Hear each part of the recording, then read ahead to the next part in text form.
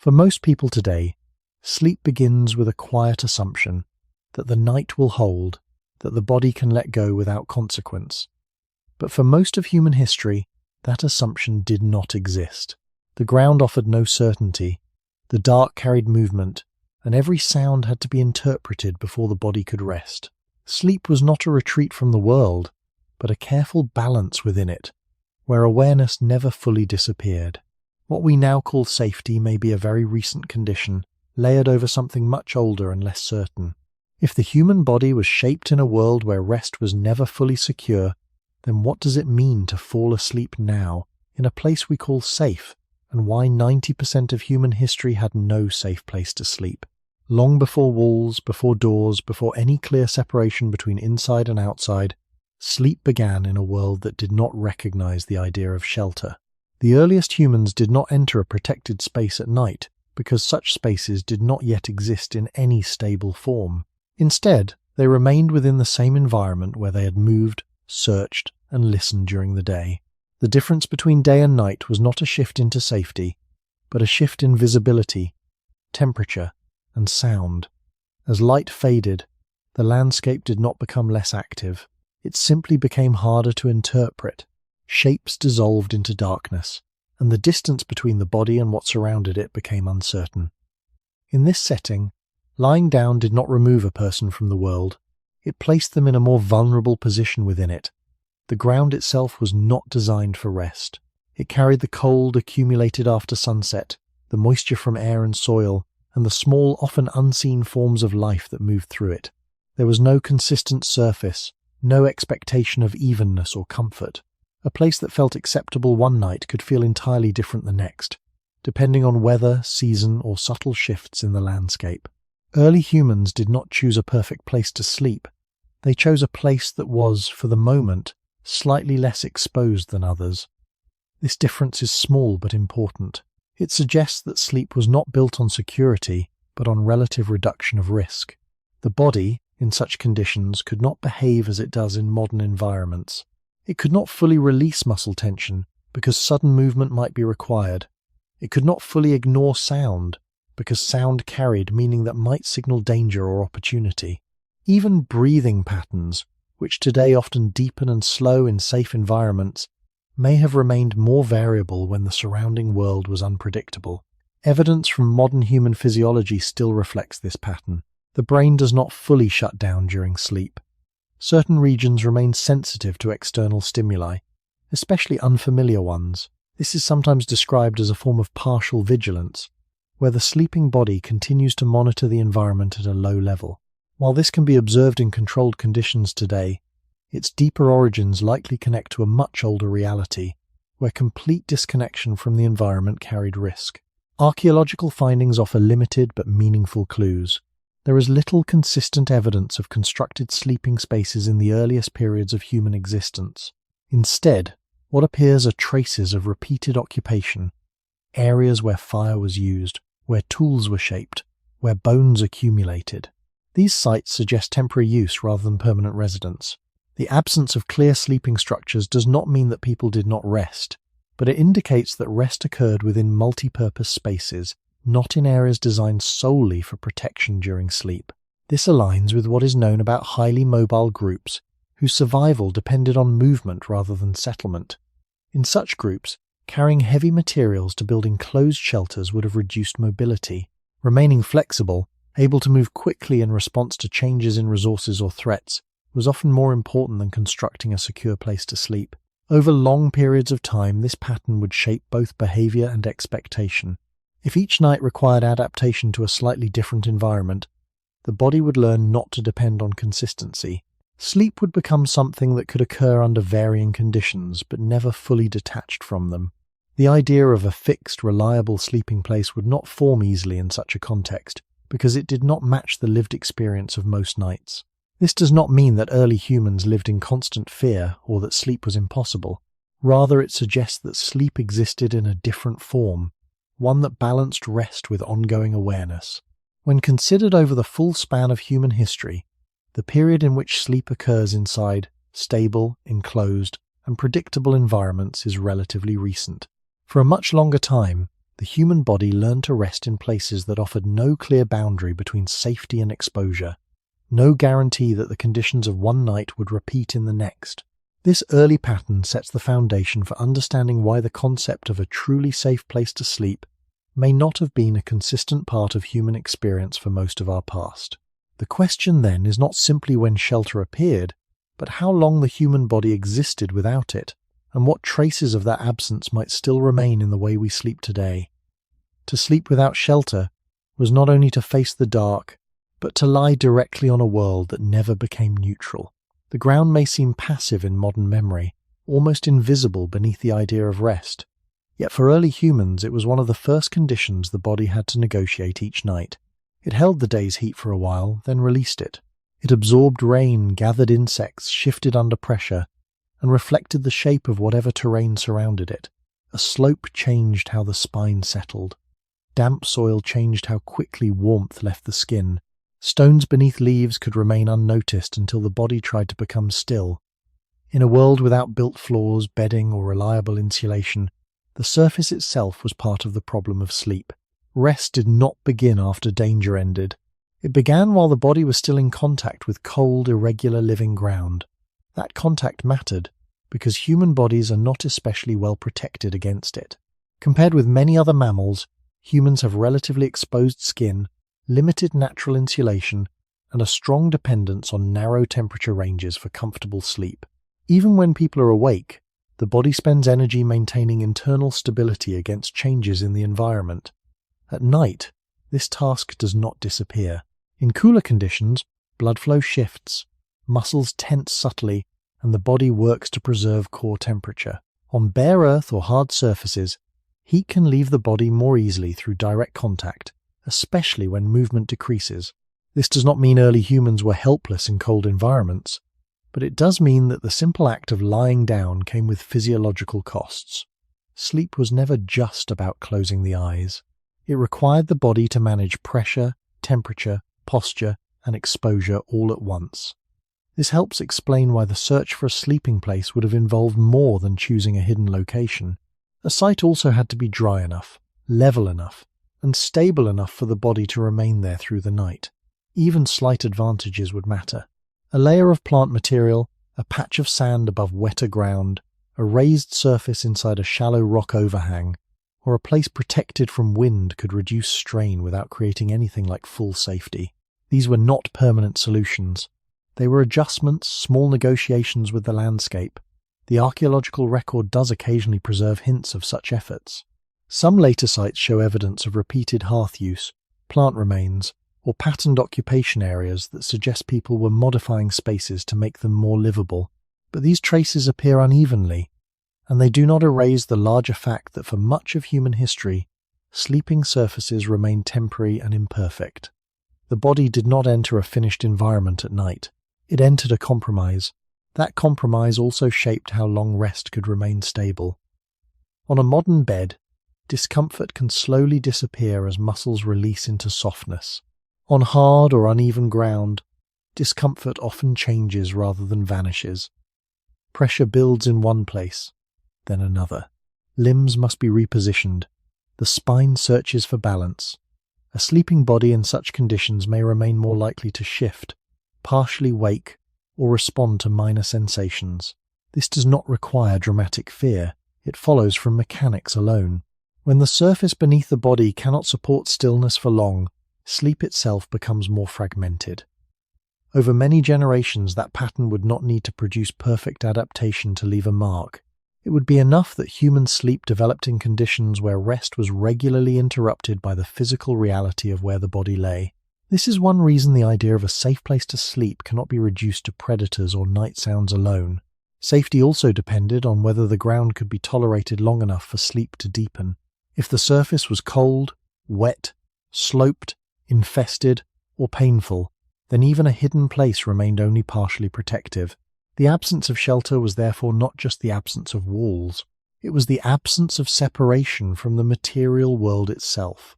Earth, moisture, temperature, and texture remained in direct conversation with the body through the entire night. For early humans, sleep did not occur above the landscape. It occurred inside its pressure, and the long history of that pressure may still echo in how easily the modern body notices hardness, cold, and disturbance when trying to rest. Even without walls, human beings were unlikely to lie down in just any darkness and surrender themselves to the night. What mattered was not simply whether a place existed, but whether that place could be read. In the deep past, sleep began only after a long act of judging the landscape, where the wind was weaker, where the ground was less wet, where the view remained open enough to detect movement, where nearby rock, brush, or a shallow rise in the land offered some reduction of exposure without creating new risks. A sleeping place had to be chosen within limits, and those limits were narrow. Dense cover might hide a person, but it could also hide other animals, trap moisture, reduce visibility, and make escape harder. Open ground might allow earlier detection of movement, yet it left the body more exposed to cold, weather, and attention. A cave or rock shelter could block wind and rain, but it could also contain darkness even before sunset, concentrate smells, attract predators at other times, or hold damp air close to the ground. There was no perfect answer waiting in the environment. There were only trade-offs, and the body had to rest inside them. This is one reason the idea of a safe place to sleep would have been unstable for most of human history. Safety was not a category. It was a temporary balance between different kinds of danger, each reduced only by increasing another somewhere else. A place could feel better than the surrounding terrain, and still remain fundamentally uncertain. The importance of this uncertainty becomes clearer when sleep is understood as a state of lowered responsiveness rather than full absence from the world. A waking person can continuously update decisions, adjust posture, move to higher ground, or react to subtle cues in sound and light. A sleeping person cannot do this with the same speed or precision. That means the decision made before sleep carries unusual weight. The body must trust, at least for a few hours, that the chosen place will remain tolerable as temperature drops, smells change, wind shifts, and sounds gather in the dark. Yet early humans lived for a vast span of time before architecture could make that trust durable. They selected positions, not secure rooms. They found relative protection, not stable enclosure. Even when a sleeping place was reused, its safety could not be assumed from one night to the next. Rain could alter the ground, animal presence could change, insects could gather. A formerly useful overhang could become colder in another season, or less desirable once resources nearby were exhausted. The sleeping place belonged to time as much as to geography. It had to be judged again and again. This repeated evaluation likely shaped not just behavior but perception itself. People who survive by moving through variable landscapes become sensitive to gradients rather than absolutes. Slight dryness matters. Slight elevation matters. Slight shelter from wind matters. These are not signs of comfort in the modern sense. They are signs that the body is trying to lower the cost of remaining still. In that older world, rest began not when danger vanished, but when the body judged that the night's remaining risks had become temporarily acceptable. Archaeological traces support this cautious picture indirectly. Repeated occupations appear in some locations, but they usually speak more clearly about use than security.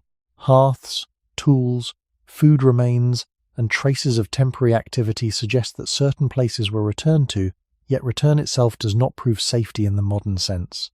It suggests usefulness, familiarity, or seasonal advantage. The difference matters. Familiarity can reduce uncertainty, but it does not eliminate exposure. For much of the human past, sleeping was likely anchored less by structures than by memory of place. Where water pooled, where the wind entered, where light returned first, where sound carried across the ground. In that sense, the earliest sleeping places were not safe because they were protected. They were safer because they were known. And even that knowledge had limits, because the night could always reintroduce the unknown. This is how sleep first stands at the beginning of human history, not inside security, but inside careful selection, repeated compromise, and a world that allowed only degrees of shelter, never its complete guarantee. If early humans had no stable shelter, then the problem of sleep did not end once a place was chosen. It continued through the body's contact with the world itself. Night air cooled the skin, but the deeper challenge often came from below. The ground did not merely support the body. It drew heat away from it, held moisture close to it, and pressed back against it without softness or adjustment. In modern life, a sleeping surface is expected to disappear beneath comfort. A bed is meant to reduce pressure, limit heat loss, and separate the sleeper from the instability of the floor. For most of human history, that separation was weak or absent. The body lay close to earth, stone, packed soil, sand, or rough plant matter, and each of these changed the character of the night. A dry surface could become cold after sunset. A surface that seemed level in fading light could reveal stones or roots once the body stopped moving. Ground that felt tolerable in one season could become wet, brittle, dusty, or insect-filled in another. Sleep, in that setting, was not simply about being hidden from danger.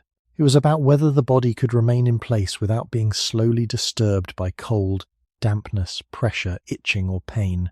This matters because the human body is not especially suited to resting on exposed ground for long periods without consequence. Humans can endure a wide range of environments, but enduring is not the same as sleeping deeply. When the body lies still, it begins to lose heat more efficiently through direct contact with colder surfaces. Uneven ground creates concentrated points of pressure under the hips, shoulders, ribs, and knees. Moisture in the air or soil can increase discomfort and reduce the body's ability to stay warm.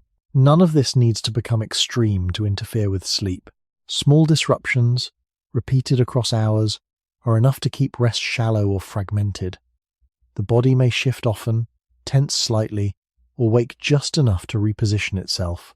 In a world without insulated flooring, mattresses, woven bedding, or reliable barriers between skin and earth, such interruptions would have been ordinary. This also changes how we understand the search for a sleeping place. A group did not merely need a location that was hidden or defensible, it needed a surface that could be tolerated through the night. A raised patch of dry soil, a bed of leaves, a sandy layer above harder ground, or a space near a rock face that blocked wind could make a meaningful difference. These were not luxuries. They were small improvements that lowered the cost of stillness. Archaeological evidence from later prehistoric contexts sometimes suggests deliberate preparation of living surfaces, including plant bedding or repeated use of particular occupation zones. But such findings are uneven and often difficult to generalize across the full span of human history. What they do show is simple and important. When people could modify the ground, even slightly, it mattered. That alone suggests the unmodified ground was not neutral. It was a condition to be managed. The further back we go toward the deep origins of human life, the less evidence we have for constructed sleeping environments, and the more likely it becomes that rest depended on temporary adjustments rather than durable solutions. This point connects directly to the larger question of safety. A place can be hidden from predators and still fail as a sleeping place if the ground itself keeps the body from settling. A place can be protected from wind and still become unsafe if dampness, insects, or cold contact prevent sustained rest. Safety, then, was not only about what approached from outside, it was also about what the body absorbed from beneath. The earth was not just a background beneath sleep, it was an active force in it, shaping posture, temperature, and the ability to remain still. For most of human history, there was no clean break between body and landscape at night. The sleeper did not leave the environment behind. The sleeper entered into direct contact with it, and that contact helps explain why a truly safe place to sleep was not simply unavailable in the deep past, but difficult even to imagine in the form we know today. The danger of the ground was not always visible. That may be why it is easy to underestimate now. A person can imagine cold air, darkness, or animal movement with little effort, but the slow effect of a sleeping surface is harder to picture because it works quietly, through contact and time. A patch of earth may appear harmless at sunset and still become a problem by midnight. Heat leaves the body gradually, moisture rises without drama, pressure builds in small areas until numbness, stiffness, or the need to move interrupts rest. The surface does not need to wound the body to prevent deep sleep. It only needs to keep reminding the body that it is exposed. For early humans, this quiet pressure from below would have been one of the most ordinary reasons why sleep could not become fully secure. The body did not rest above the landscape, it rested inside its texture. This mattered especially because human sleep depends on a certain degree of physical stability. Even in modern settings, sleep becomes lighter when temperature shifts, when limbs cannot settle, or when pressure points continue sending signals to the brain.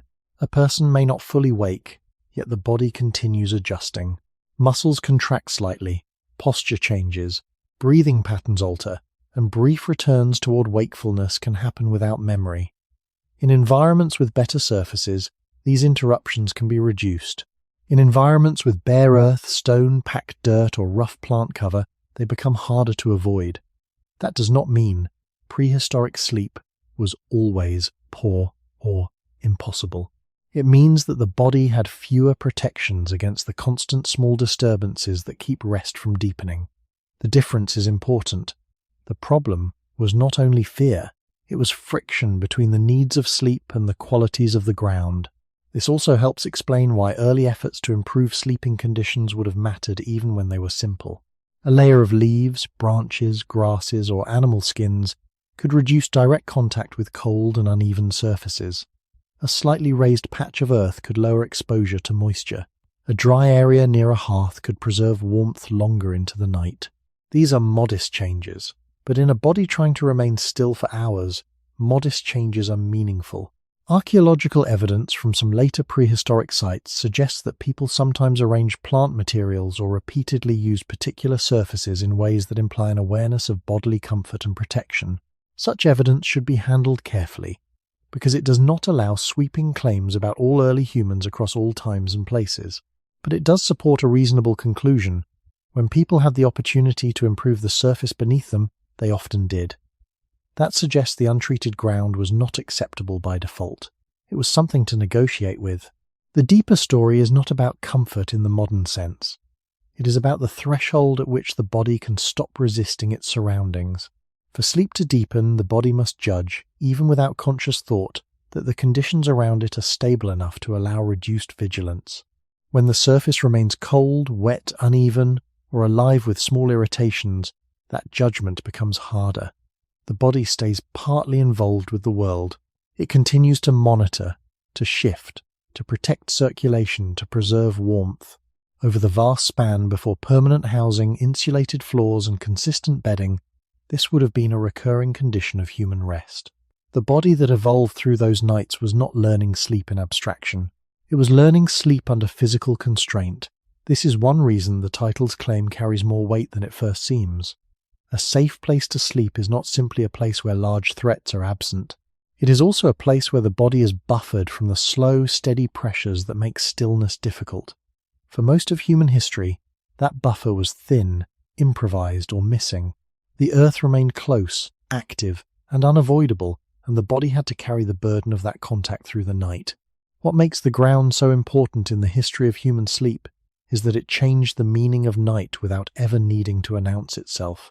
A predator, a storm, or an unfamiliar sound could force sudden attention, but the surface beneath the body worked differently. It turned the whole night into a test of endurance by degrees.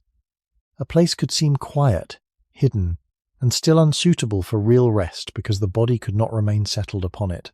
This is easy to miss from a modern perspective, because many people now experience the sleeping surface as something almost invisible, a layer designed to remove pressure, reduce heat loss, and let the body forget where it is. For most of human history, that forgetting would have been much harder. The body would have remained aware, in small and repeated ways, of hardness under bone, of coolness rising from below, of dampness collecting in the contact between skin, air, and earth. These were not separate problems added onto sleep. They were part of what sleep was. In the earliest human settings, long before stable houses or built sleeping platforms became common, the search for rest was tied directly to the material qualities of place. A patch of ground was never just a location. It was an active condition. A small slope could pull the body out of balance over time. Hidden roots or stones could concentrate pressure in places that forced turning or partial waking. Dry ground could become cold after sunset. Ground that held warmth for a while could also hold smells, insects, or moisture. This meant that choosing where to lie down required more than concealment. It required reading the land through the needs of the body, even when those needs could not be fully satisfied. The earliest humans were not selecting comfort in the modern sense. They were selecting the least costly form of discomfort available in that moment. This distinction matters because it changes how we understand the phrase safe place to sleep. Safety was not a simple yes or no. It was layered. A place might reduce visibility to threats yet increase contact with cold ground. It might protect from wind while trapping damp air. It might seem soft because of plant cover while hiding insects or uneven earth beneath.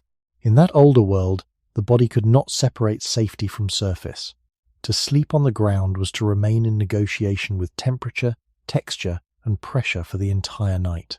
Archaeology cannot recover every sleeping place, but the scattered traces that do survive point toward repeated attempts to improve these conditions when possible.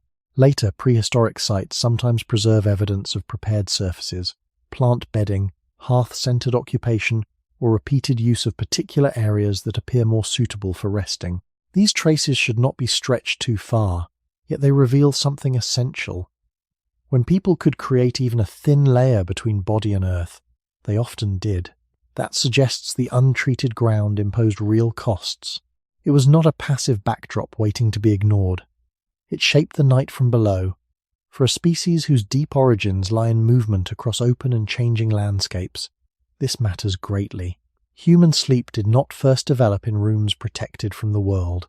It developed in exposed settings where the body had to remain adaptable, where stillness came with physical penalties, and where even minor improvements in surface conditions could make the difference between tolerable rest and repeated interruption. Over many generations, such nights would not need to be identical to leave a mark. It would be enough that the body learned sleep in environments where comfort was uncertain, and where the surface beneath it was always part of the problem. This helps explain why the modern desire for softness, warmth, evenness, and dryness feels so immediate. These are not decorative preferences. They answer very old frictions between the human body and the ground on which it once had to sleep. And when those frictions return, through hardness, cold, dampness, or instability, the body often responds as if something basic has been unsettled. Because for most of human history, it had. When the sun disappeared, the world did not become empty. It changed its balance. Light, which had guided movement and perception throughout the day, was replaced by a different kind of awareness, one that relied more on sound, temperature, and memory of space than on clear vision. For early humans, night was not a pause in activity. It was a shift into an environment where the same landscape became harder to read and where other forms of life became more active. Many animals that remained hidden during daylight began to move, hunt, or search once darkness spread across the ground. This meant that the human body, already lying close to the earth, did not enter a silent or inactive world when it tried to sleep. It entered a world that continued around it, often in ways that were difficult to interpret quickly. A sound in the dark rarely arrived with clear meaning. It could be wind moving through dry plants, small animals passing nearby, or something larger at a distance. Without stable light, the body could not confirm what it heard, without effort or movement. This uncertainty is important because it shaped how sleep had to function. In an environment where signals were ambiguous, the cost of ignoring them completely could be high, but the cost of responding to every small disturbance would also prevent rest. The body, over time, appears to have settled into a middle condition. It did not remain fully awake, yet it did not fully disconnect. Even today, human sleep shows signs of this pattern. The brain continues to process certain external stimuli, especially changes in sound or unfamiliar noises, while the body rests. This does not mean that early humans were constantly alert in a conscious sense.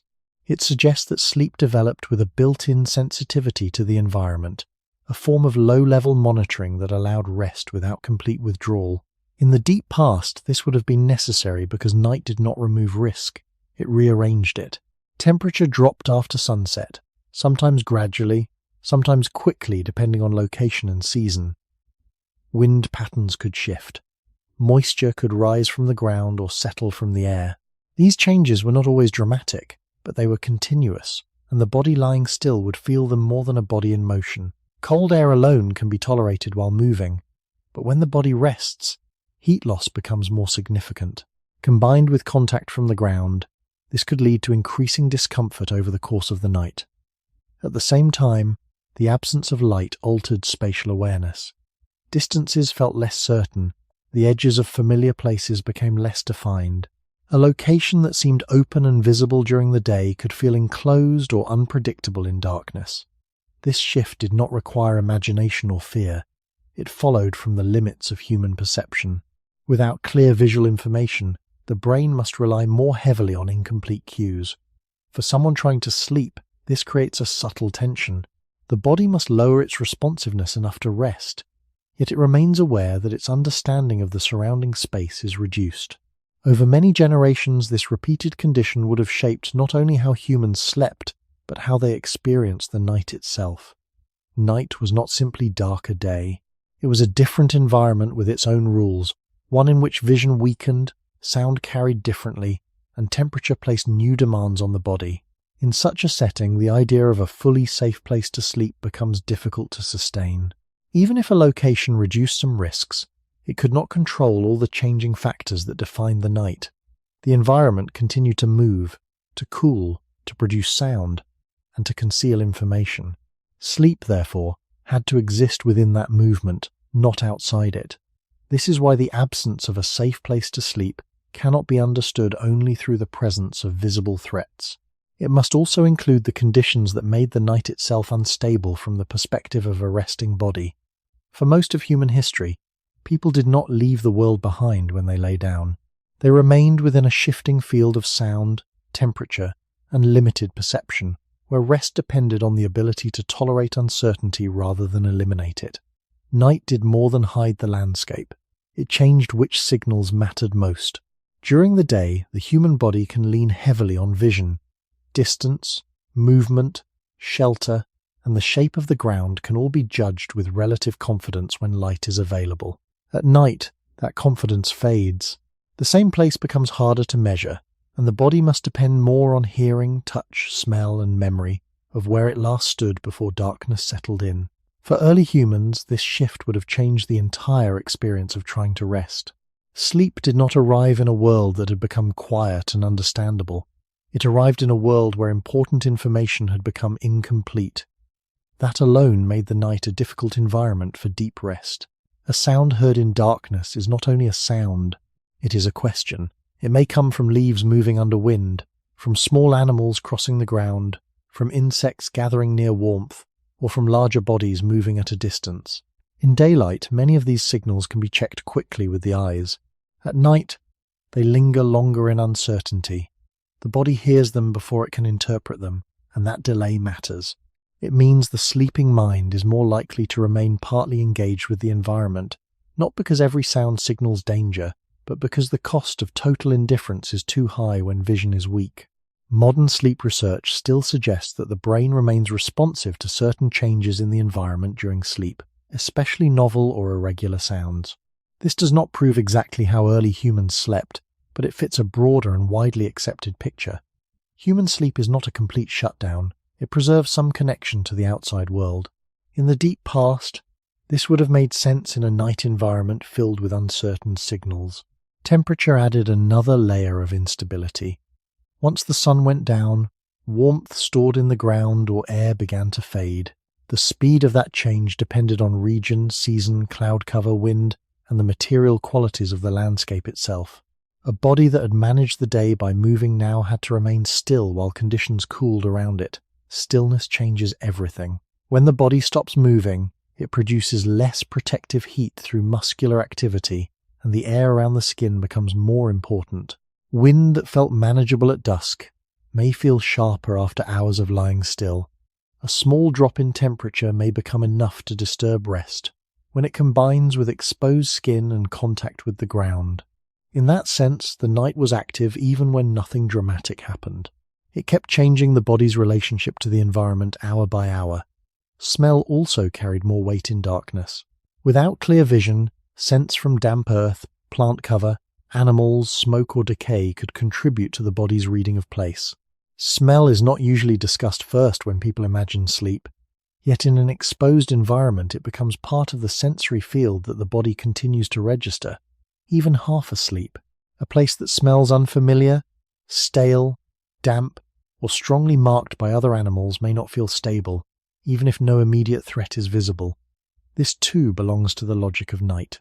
The reduction of one sense increases the importance of others, and each of those senses can continue feeding low-level information into the resting brain. For most of human history, then, night was not merely a darker version of the day, it was a different sensory world. Vision weakened, sound became less certain, temperature became more intrusive, and smell and touch carried more of the burden of orientation. In such a setting, sleep could not be fully detached from ongoing interpretation. The body had to rest while still receiving and sorting incomplete signals. That is very different from sleeping inside a modern enclosed room, where light, temperature, noise, and surfaces are partially controlled before sleep even begins. Early humans had far less ability to stabilize those conditions. The night kept moving around them, and the body had to remain partly open to it. This is why a truly safe place to sleep was so difficult to achieve. Safety was not only about hiding from what could be seen, it was also about sleeping in a world where many of the most important signals could no longer be clearly understood once the light was gone. What made night so difficult was not only that it concealed danger, but that it transformed the entire rhythm of the environment, while the human body was trying to become still. In daylight, movement can answer uncertainty. A person can stand, scan the ground, adjust position, change direction, or leave an uncomfortable place behind. At night, those options narrow. The body is no longer moving through the landscape with confidence.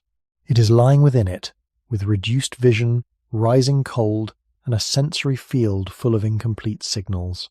For early humans, this meant that the problem of sleep was never limited to choosing a place before sunset.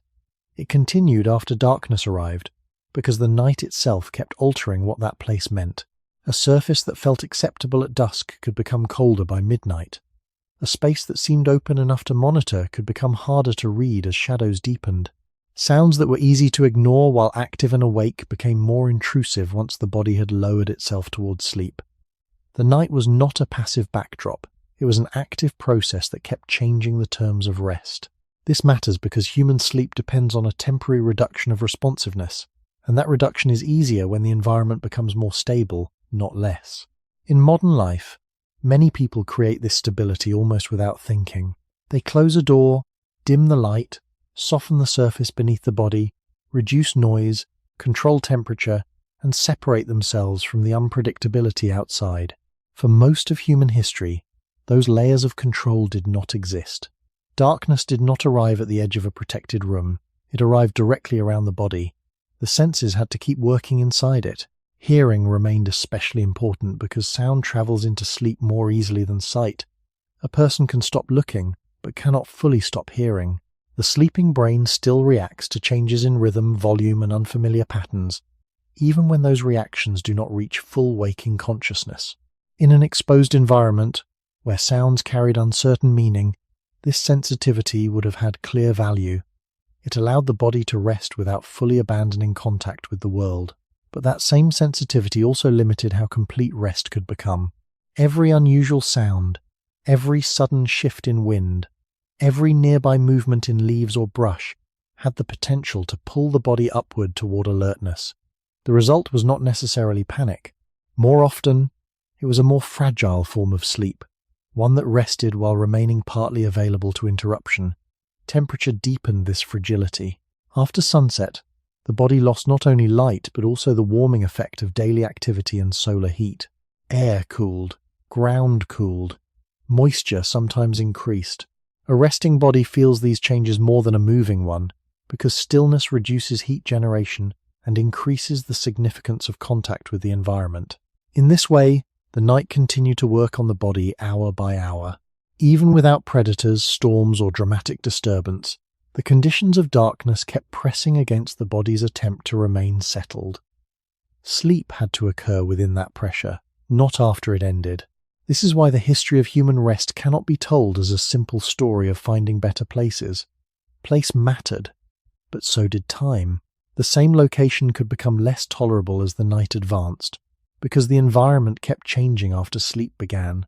For most of human history, the body had no guarantee that the conditions present at the moment of lying down would remain stable until morning. That uncertainty belongs at the center of the story.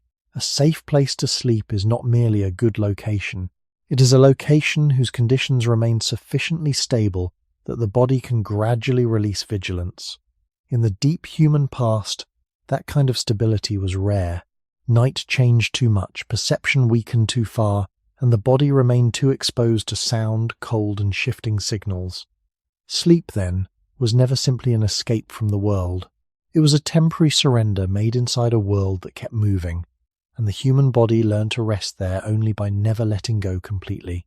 To understand why there was no truly safe place to sleep for most of human history, it is not enough to look at the landscape alone. The body itself must also be considered, because human sleep is not a state of total disappearance.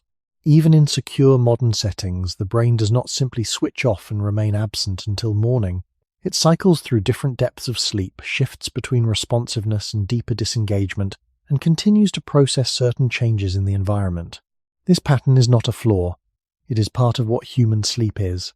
In the deep past, when rest took place on exposed ground, in changing temperatures, and within reach of unfamiliar sounds, this partial openness to the world would have mattered even more. The body could not afford to surrender completely to stillness if the environment remained uncertain. That does not mean early humans slept badly every night, or lived in constant fear. It means that sleep likely developed as a compromise, allowing restoration while preserving some connection to the outside world. This is still visible in the way modern humans sleep today. Sudden noises, changes in temperature, shifts in light, or the feeling of instability beneath the body can pull a person toward wakefulness even when they are exhausted. Some sounds are ignored, while others pass through sleep more easily, especially if they are unfamiliar or irregular. The brain appears to continue sorting signals even when consciousness is reduced. In controlled studies, researchers observe that sleeping humans do not respond equally to all sounds. Certain patterns still reach the brain strongly enough to alter sleep stages, body movement, or heart rate without producing a full awakening. This suggests a basic truth that fits the longer story of human history. Sleep is not built on complete sensory closure. It is built on selective reduction. For a species whose origins lie in open environments with unstable sleeping conditions, that makes sense. The body needed rest, but it also needed to remain recoverable, able to return quickly toward alertness when something changed. This would have shaped not only how people slept, but what counted as tolerable sleep in the first place. A modern person may assume that the best sleep is the deepest and least interrupted sleep possible. In biological terms, restoration does require enough time in deeper sleep stages, but across long stretches of prehistory, the body may have had to achieve restoration under less than ideal conditions. The sleeping human body likely balanced two demands that were never fully compatible. One was the need to repair, regulate temperature, support memory and restore energy. The other was the need to remain reachable by the world. If the body had become too deeply disconnected in a place where sounds, cold, shifting ground, or nearby movement mattered, waking in time would have been harder. This tension may help explain why human sleep today remains somewhat fragile, especially in new environments. People often sleep less deeply in unfamiliar places, react strongly to irregular sounds, and wake when the body senses changes that are not consciously understood. These reactions are not necessarily signs of modern anxiety alone. They may also reflect the older conditions in which human sleep was shaped. The first sleeping humans did not have fixed rooms, insulated walls, stable temperatures, or predictable surfaces. They slept where they could, and the body that rested there had to do two things at once: descend into sleep and remain capable of returning. This also means that a safe place to sleep cannot be defined only by shelter or the absence of visible threats. A truly safe place is one that allows the body to let go more fully, to lower vigilance without paying a cost. For most of human history, that threshold was difficult to reach. The environment stayed too close, and the body stayed too connected to it. Sleep may have restored the body, but it likely did so without ever becoming complete separation from the world. In that sense, human sleep did not begin as full surrender. It began as controlled vulnerability, and the body still seems to remember that older form of rest even now. The human body does not enter sleep in a single movement. It passes through stages, some light, some deeper, each with different levels of responsiveness to the environment. In modern conditions, where light, temperature, and sound can be partially controlled, these stages often follow a relatively stable rhythm. But this rhythm depends on something that was not always present, a surrounding world that remains consistent long enough for the body to descend fully into deeper states. In earlier human environments, where the ground shifted in comfort, where air cooled over time, and where sounds carried uncertain meaning, this descent would have been less stable. The body may have reached deeper stages at times, but it likely did so within a pattern that allowed more frequent return to lighter sleep. This is not a claim that early humans never slept deeply. It is a recognition that the conditions supporting uninterrupted depth were harder to maintain. Even today, in unfamiliar places, many people experience a version of this pattern. Sleep becomes lighter, more responsive, and more easily disturbed, especially during the first night in a new environment.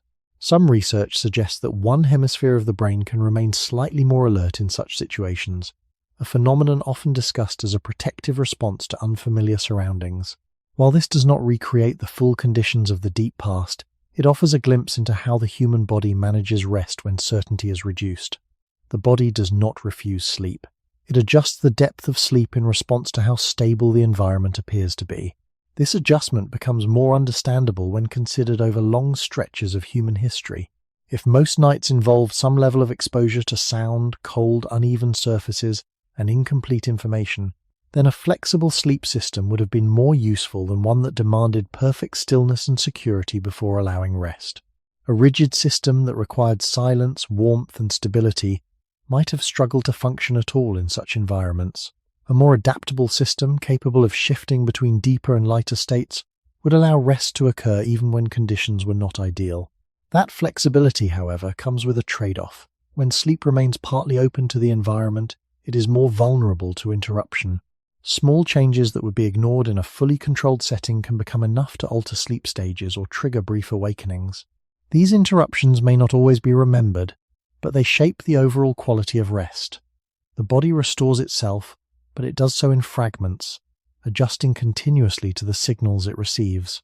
Over many generations, this pattern would not need to be perfect to leave an imprint. It would be enough that human sleep regularly occurred in environments where complete stability was rare. The body that exists today still shows signs of this inheritance. It can sleep in many conditions, but it remains sensitive to change. A new sound, a shift in temperature, or a slight discomfort in the surface beneath the body can be enough to bring sleep toward the surface again. This sensitivity is not necessarily a weakness. It reflects a system shaped to function without guaranteed safety. The deeper question, then, is not why human sleep can be easily disturbed, but why it would have developed any other way. In a world where most sleeping places were temporary, where night altered the environment hour by hour, and where the body remained in direct contact with the ground, a fully sealed and unresponsive form of sleep would have been difficult to maintain. Instead, sleep developed as a layered process, capable of deepening when conditions allowed and retreating when they changed. This layered structure does not remove the need for rest. It reveals how rest was made possible under constraint. When considered alongside the absence of stable shelter and the constant activity of the night, it becomes clearer why a truly safe place to sleep was not a consistent part of human experience. The body could rest, but it rarely did so in complete separation from the world around it. If sleep is understood as a process that moves between depth and responsiveness, then the idea of complete safety becomes more difficult to define. A body that can only rest when fully disconnected would require a world that remains unchanged for many hours, a world that offers steady temperature, minimal noise, and a stable surface. For most of human history, such conditions were rare. The environment shifted too often, and the body remained too exposed for that level of certainty to be maintained. As a result, human sleep appears to have formed around a different expectation, one that did not depend on perfect stillness. Instead, it relied on the ability to move between deeper and lighter states without fully losing contact with the surrounding world. This ability allowed rest to occur even when the environment could not be trusted to remain constant. It also meant that rest was rarely absolute.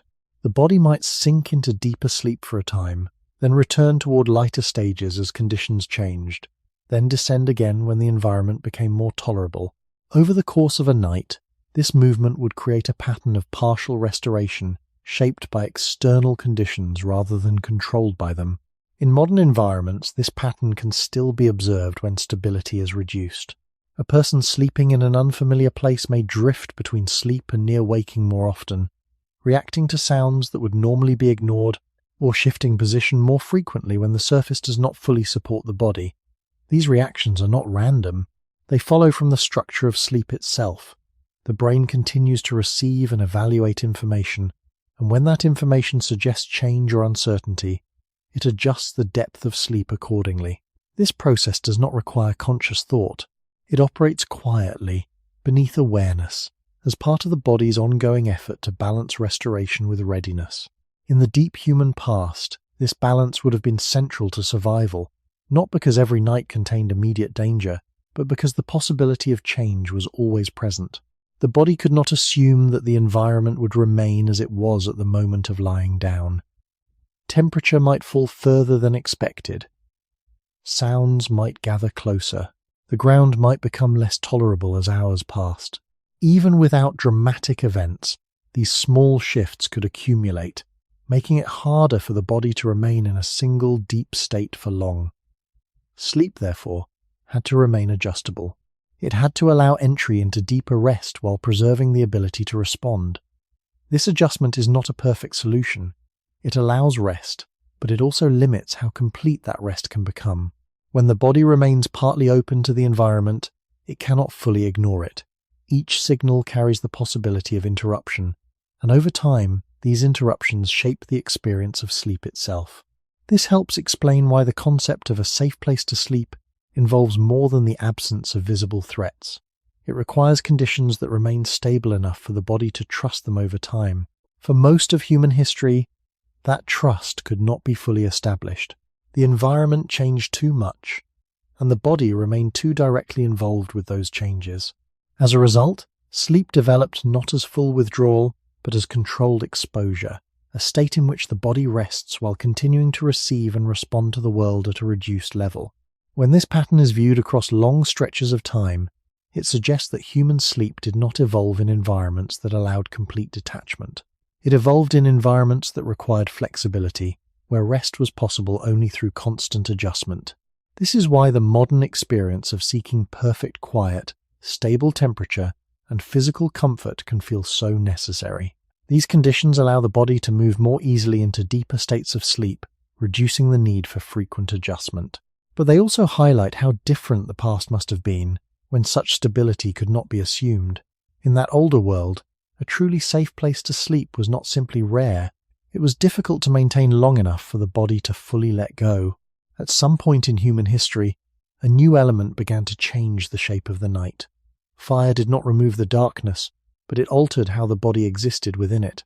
A small, controlled source of light and heat created a limited zone where certain conditions became more stable. The ground near a fire could remain warmer for longer. The immediate surroundings became more visible. Some animals avoided the light, and the movement of shadows became easier to interpret within a defined circle. For the first time, the night was not entirely continuous. It was divided into a near space that could be influenced and a far space that remained uncertain. This shift matters because it introduced the earliest form of environmental control, even if it was fragile and incomplete. A fire could not enclose the body, but it could change the balance of conditions around it. It could reduce some of the pressures that made sleep difficult, while leaving others unchanged. The warmth from a fire does not spread evenly or indefinitely. It depends on fuel, attention, and the surrounding air. As the fire burns down, its influence shrinks. Someone must tend it, add material, and manage its intensity. This means that the stability it provides is temporary and requires effort to maintain. For early humans, the presence of fire likely changed how groups organized themselves at night. Instead of dispersing into completely separate sleeping spots, individuals may have remained closer together around a shared source of heat and light. This proximity could offer advantages beyond warmth. More people in one place could increase awareness of sound, reduce individual exposure, and allow brief shifts in responsibility, where some remained more alert while others rested more deeply. However, these advantages came with limits. A fire does not silence the night. It does not remove all risk. It may even introduce new constraints. such as the need to remain within its reach or the possibility of smoke, sparks, or the attraction of certain animals to its light. The circle of firelight creates visibility, but it also creates contrast. Beyond its edge, darkness can appear deeper, and movement outside the light may become harder to read precisely because of the brightness within it. This creates a boundary that is not fully secure. It is a transition zone between partial control and continued uncertainty. For sleep, this means that fire could reduce some of the physical and sensory pressures that interfered with rest, but it could not eliminate them. The ground near a fire might be drier and warmer, yet still uneven. The air might be more comfortable, yet still change as the night progresses. Sounds might be easier to locate within the circle of light, yet still ambiguous beyond it. The body, lying near a fire, would experience a different night, but not a completely safe one. Archaeological evidence supports the long and varied use of fire by early humans, with hearths appearing in many prehistoric sites. These hearths suggest repeated use of particular areas and the central role of fire in daily and nightly life. While it is difficult to reconstruct exactly how people slept in relation to these fires, the consistent presence of hearths indicates that fire was more than a tool for cooking. It was part of how humans reshaped their immediate environment. Still, it is important not to overstate what this meant. The presence of fire does not imply the existence of stable, enclosed sleeping spaces. It implies a local modification of conditions, not a complete transformation of them. For most of human history, even with fire, the body remained exposed to the larger environment. The night still cooled, the ground still pressed upward, and the world beyond the firelight remained active and uncertain. Fire marked a transition in the story of human sleep. It introduced the possibility of altering the night, of creating a place that was somewhat warmer, somewhat brighter, and somewhat more predictable than the surrounding darkness. But it did not create full safety. It did not provide walls, fixed shelter, or lasting control over the environment. Instead, it offered a temporary center, a place where some conditions could be improved while others remained unchanged. In this sense, fire did not end the long history of sleeping without a safe place. It revealed how difficult it was to create one. Even with light and warmth, the body still had to rest within a world that could not be fully contained. Fire changed the human night, not because it made darkness disappear, but because it introduced a small area where the body no longer had to accept every condition exactly as it was. Before a fire, the night spread continuously across the landscape. Cold moved in without interruption. Visibility fell almost everywhere at once. The body lay in the same darkness that covered the ground, the air, the sounds, and whatever else remained beyond sight. With fire, that continuity broke. A limited space appeared in which warmth could gather, shadows could be read more clearly, and people could orient themselves around a visible center. This did not create safety in the modern sense, but it did create contrast. There was now a meaningful difference between being near the fire and being beyond it. For sleep, that difference would have mattered immediately. A body resting close to a fire does not simply feel warmer, it experiences the night differently. Warmth helps slow the loss of heat that becomes more noticeable when the body stops moving. Light helps the eyes confirm nearby shapes before sleep and after brief waking. Smoke, depending on conditions, may discourage some insects or make certain animals less willing to approach closely. A shared fire also changes the social pattern of rest. People near the same hearth can remain closer together, hear one another's movements, and occupy a more clearly defined space. In a world without walls, this kind of center may have been one of the earliest ways humans gave structure to the night. Yet the limits of fire are just as important as its advantages. Fire creates only a narrow zone of influence, and that zone changes constantly. It grows when fuel is added and shrinks as the fire burns down. It may warm one side of the body while leaving the other side exposed to cooler air. It can dry nearby ground, but not make it soft. It can light a portion of the surroundings, but it also throws moving shadows that can complicate perception instead of simplifying it. The body near a fire may be better off than the body away from it, but it is still lying close to the earth, still exposed to weather, still dependent on the fire continuing to burn. In that sense, fire did not solve the problem of sleeping safely. It made the problem more manageable for a while. This temporary quality is important. A safe place to sleep, in the fullest sense, is not just a place that improves conditions for a moment. It is a place whose conditions remain stable without constant effort. Fire did not offer that kind of stability. It required fuel, attention, and maintenance. Someone had to notice when it weakened. Someone had to preserve embers or rebuild flame. If rain came, wind shifted, or wood ran low, the benefits of the fire could fade quickly. Even where a hearth existed, the night still demanded labor. Rest remained connected to vigilance, not freed from it. Archaeological evidence supports the long importance of fire in human life, and hearths appear repeatedly in prehistoric sites because fire helped shape where people gathered, cooked, stayed, and likely rested. But a hearth is not the same thing as a protected sleeping room. It is a focal point in an exposed setting. It suggests partial control over local conditions, not complete control over the environment. The body sleeping near a hearth was still negotiating the larger world, only now from within a small island of warmth and light. That island may have been enough to deepen sleep at times, to lower the physical strain of cold ground, or to make the surrounding darkness slightly less uncertain, but it could not seal the body away from interruption. Fire also changed time, not just space. It allowed activity, visibility, and wakefulness to continue after sunset in ways that pure darkness did not. This means that the hours before sleep may themselves have changed around the hearth. People could remain awake longer, sit within a circle of light, and stretch the boundary between day and night. Yet even this does not remove the central truth. When rest finally came, it still came in a world only partly transformed. Fire made the night more negotiable, but not fully safe. It gave humans one of the first tools for reshaping the conditions of sleep, while also revealing how much remained beyond their control. The body could draw closer to warmth, closer to others, and closer to a small visible center, but it still had to sleep at the edge of darkness, on unstable ground, under a sky and within an environment that no fire could fully contain.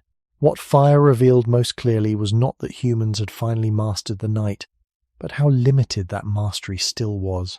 A hearth could gather warmth, shape attention, and give the body a better chance of resting, yet it also exposed the fragility of every improvement. The safe zone created by fire was small, temporary, and dependent on continued care. If the flames weakened, the cold returned. If fuel ran low, darkness moved inward again. If wind shifted, smoke could become as troublesome as the chill it helped resist. The body resting beside a fire was never simply protected. It was protected only so long as several conditions continued to hold at once. This matters because it shows that one of humanity's most important tools did not erase exposure. It organized exposure into a form that could be endured more successfully. The fire marked a center, but it did not create enclosure. It made the environment more manageable, not fully safe. In practical terms, this meant that sleep near a fire was likely structured by both comfort and responsibility. Someone might wake when the heat faded. Someone might turn the body to warm the side facing away from the flame. Someone might add wood, stir embers, or shift position as smoke thickened. Even without dramatic disturbance, the simple need to keep the fire useful would have tied sleep to repeated adjustment. The body could settle more deeply than in open darkness, but it still could not fully forget where it was. Warmth came unevenly. Light reached only so far. Beyond the edge of the hearth, the larger night remained intact. This unevenness is essential to the story. A truly safe place to sleep allows the body to trust that the surrounding conditions will remain stable, whether anyone is actively maintaining them or not. Fire did the opposite. It offered better conditions precisely by demanding ongoing maintenance. Its benefits were real, but they were never independent of human effort. In that sense, fire did not remove vigilance from sleep. It redistributed vigilance around it. The night no longer pressed on the body in exactly the same way, but it still required attention. Only now some of that attention was directed toward preserving the very tool that made rest easier. Archaeological traces of hearths help support this broader picture. Repeated fire use in prehistoric settings suggests that people returned again and again to the advantages fire offered: warmth, light, a focal point for social life, and perhaps a more tolerable place to rest. Yet a hearth remains only a trace of local control. It does not tell us that the surrounding space became secure in any permanent way. It tells us that humans learned to carve out temporary pockets of improved conditions within a much larger field of uncertainty. That distinction matters because it keeps the title honest. For most of human history, the question was not whether people had ways to reduce the danger of the night. They did. The question is whether those reductions amounted to a reliably safe place to sleep. Fire suggests the answer was still no. It could soften the night, but not stabilize it completely. It could push back darkness, but only within a narrow radius. It could help people gather and perhaps sleep more deeply for a time, but not free them from cold ground, changing weather, or the need to remain responsive. In this way, fire stands as both an achievement and a limit. It marks the beginning of humans actively reshaping the conditions of sleep, yet it also shows how far they still were from true security. The body by the hearth lived in a better version of exposure, not in the end of exposure itself. That may be the deeper lesson of this stage in human history. Even when people learned to carry light into darkness and warmth into cold air, rest still depended on a fragile balance that could be broken by time, weather, or neglect. Sleep improved, but it did not become safe in the full sense we now imagine. The fire burned, the body drew closer, and the night remained just beyond its edge. After fire, the next major change in the history of human sleep was not the sudden arrival of safety, but the slow appearance of more intentional shelter. A rock overhang, the mouth of a cave, a windbreak made from branches, a hide stretched across a frame, a shallow enclosure built from what the landscape offered. These began to alter the terms of rest, but only within narrow limits. Early shelter did something important. It interrupted the direct force of the environment. Wind could be reduced. Rain could be blocked from one direction. A sleeping group could occupy a more clearly bounded space. The body, instead of lying entirely within the open night, could begin to rest inside a place that resisted some of the night's pressures. Yet these early shelters should not be imagined as small versions of a modern room. They were fragile, incomplete, and highly dependent on local conditions. Their value lay in reduction, not elimination, of exposure. A cave could offer overhead protection and thermal stability, but it could also be dark, damp, uneven, difficult to monitor from the inside, or shared at other times by animals. A brush shelter could break the wind, yet remain vulnerable to rain, cold ground, insects, and collapse. A hide covering might trap warmth for a while, but also collect smoke, hold moisture, or fail under changing weather. In each case, shelter improved one part of the problem while leaving others unresolved. This matters because it shows that the emergence of shelter did not instantly create a safe place to sleep. It created a more favorable compromise. Archaeology supports this cautious view. Prehistoric sites do preserve evidence of repeated occupation in caves, rock shelters, and later constructed spaces, but repeated use is not the same as full safety. It tells us that certain places offered meaningful advantages. It does not tell us that these places were comfortable, sealed, clean, or consistently secure in the modern sense. A location could be reused because it was better than the alternatives, because it was near resources, because it was seasonally useful, or because its risks were more familiar. Familiarity, however, is not the same as protection. The body sleeping there still had to negotiate hardness under it, fluctuating air, darkness, smell, crowding, and the possibility that the structure itself would only partially hold. This is especially important in the long span before permanent architecture. The farther back one goes, the less reason there is to imagine walls that fully enclosed, floors that insulated, or boundaries that clearly separated human rest from the surrounding world. Early shelters were often extensions of the environment, rather than escapes from it. They borrowed shape from stone, vegetation, animal materials, and terrain. Because of this, they remained close to the conditions they were trying to reduce. A branch wall can slow wind, but not silence the night. A cave can create overhead cover, but not remove the pressure of sleeping on ground. A hide can block air movement, but not guarantee dryness from below. The body resting in such places was better protected than on open ground, yet it still slept within a structure whose failures were always imaginable and sometimes immediate. Shelter also changed the social meaning of night. Once people could gather inside a bounded space, even a weak one, the group itself may have become more coordinated in how it rested. Bodies could sleep closer together. Fire, when present, could be held in a more stable relation to the group. Sounds from outside might be filtered differently, even if not removed. This could allow moments of deeper rest, especially compared with fully exposed sleeping, but enclosure brings its own costs. Crowding can disturb sleep, smoke can accumulate, dampness can linger, narrow entrances can make movement slower. Darkness inside an enclosed space can reduce the ability to interpret sounds beyond it. In this way, early shelter did not solve the problem of the night. It reorganized it. The body no longer faced the environment in the same open form, yet it still could not fully trust the place around it to remain stable, dry, breathable, and secure until morning.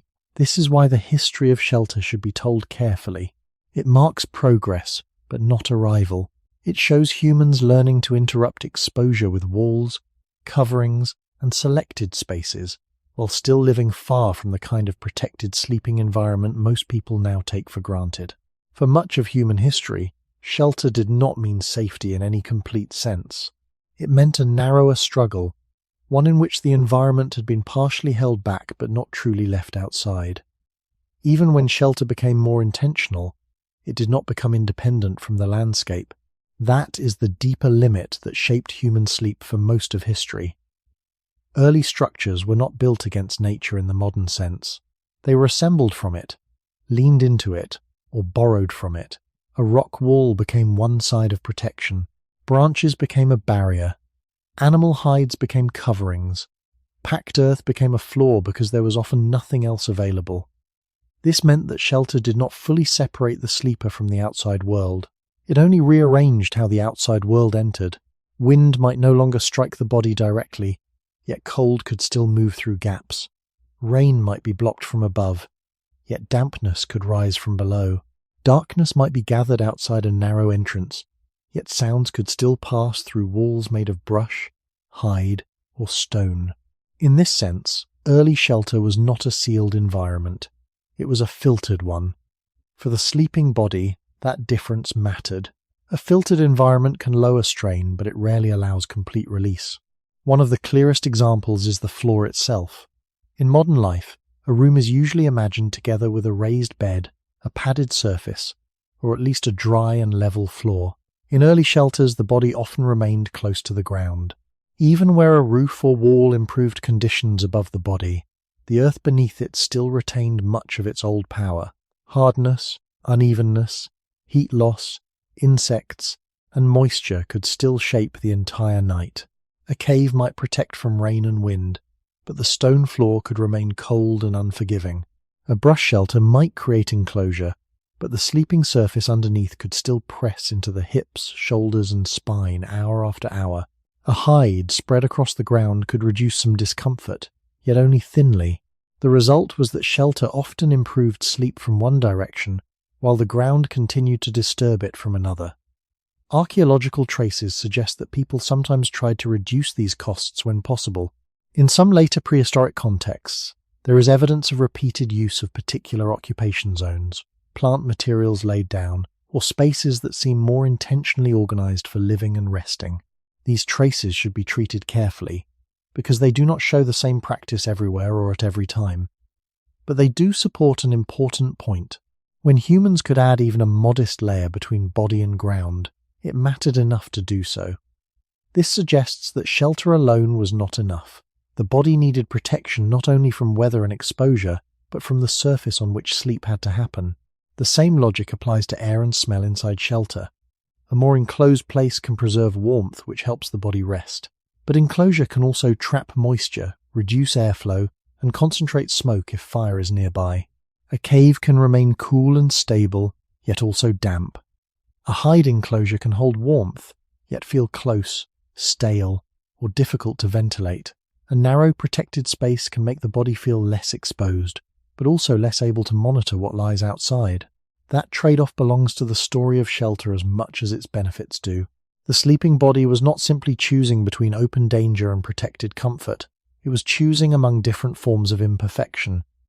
Some places reduced wind while increasing dampness. Some reduced visibility to others while also reducing visibility from within. Some gave a better roof while preserving a worse floor. Over most of human history, shelter did not remove these compromises. it concentrated them. This is why the appearance of shelter should not be confused with the arrival of safety. Shelter changed the equation of sleep, but it did not solve it. It gave the body a chance to rest within a narrower field of exposure, yet the body still remained dependent on materials that wore out, spaces that held moisture, floors that stayed hard, and boundaries that could not fully separate human rest from the living night beyond them.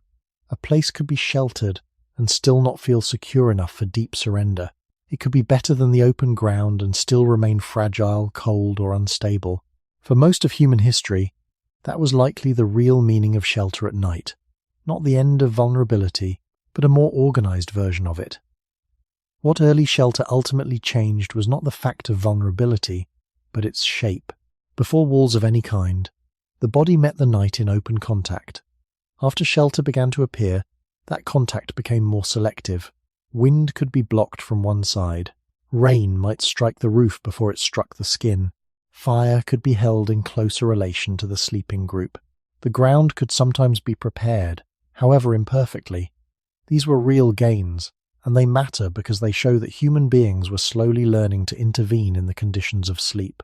But the deeper truth is that intervention is not the same as control. For most of human history, shelter did not create a stable sleeping world. It created a partial boundary within an unstable one. That boundary could help the body rest, yet it could not fully guarantee warmth, dryness, silence, breathable air, or protection through the whole night. A cave could feel secure because it enclosed space, but that same enclosure could intensify darkness, trap dampness, and reduce the sleeper's ability to read what was happening outside. A brush structure could soften wind and create a sense of edge, yet its walls remained thin, temporary, and vulnerable to weather. A hide covering might preserve warmth for a while, but it also depended on how it was stretched, how dry it remained, and whether the air inside could continue circulating. In every case, shelter improved some conditions by creating new dependencies. That is why it should be understood as a more organized compromise, not as the arrival of true safety. The body inside early shelter was still negotiating with the environment, only now through materials and boundaries that had their own weaknesses. This becomes clearer when shelter is considered across time rather than in isolated examples. Human history did not move in a straight line, from open ground to secure room. For long stretches, shelter remained temporary, seasonal, and unevenly available. Some groups relied more on caves or rock overhangs when the landscape offered them. Others used simple windbreaks, organic coverings, or repeated occupation of favorable terrain. Many of these arrangements could be effective enough to support rest, especially when combined with fire and group proximity. But effectiveness is not permanence. A place might work well in one season and fail in another. A structure might hold for several nights and then deteriorate. A shelter near resources might be worth reusing, yet still remain cold, cramped, smoky, or exposed at the ground. This instability matters because a safe place to sleep is not only a place that works sometimes, it is a place the body can trust repeatedly, without having to renegotiate its basic conditions each night. For most of human history, that level of trust would have been difficult to achieve. Early shelter also likely changed social sleep in ways that were meaningful but incomplete. Enclosure can bring bodies closer together, making warmth easier to preserve and sounds from others easier to interpret. Shared rest inside a bounded space may have lowered some forms of uncertainty, yet closeness also brings its own disturbances. Movement travels more easily through a crowded sleeping area. Breath, smell, smoke, and noise accumulate. A person waking, turning, or tending a fire may affect everyone nearby, so even inside shelter, sleep may have remained collective, light, and sensitive to small changes. The body did not step into private, insulated rest. It entered a more structured version of shared exposure. This is the deeper lesson of early shelter in the story of human sleep. It marks a turning point, but not a resolution. Humans had begun to push back against the night with walls, coverings, and chosen spaces. Yet the night was still present within those spaces, through cold floors, damp air, unstable materials, and the simple fact that shelter could fail. The body could rest somewhat more deeply there, but not freely. Shelter had narrowed the problem of sleep without ending it, and that may be why its appearance matters so much.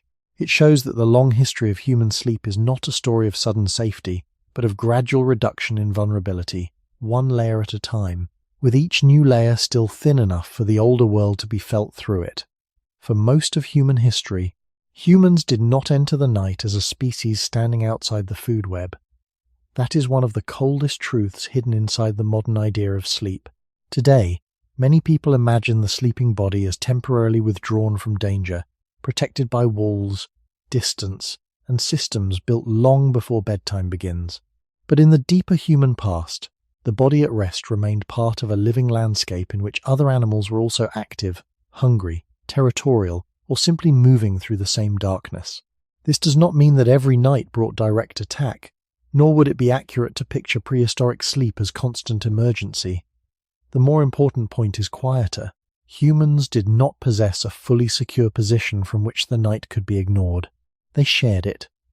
The same darkness that reduced human vision also allowed other animals to move according to their own patterns, often with senses better suited to low light, smell, or hearing. In that world, the sleeping human body was not outside the system of attention, it was inside it.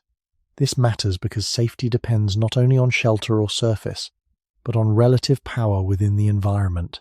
A species that can sleep deeply without much risk is usually buffered by some combination of physical protection, concealment, social defense, or environmental control.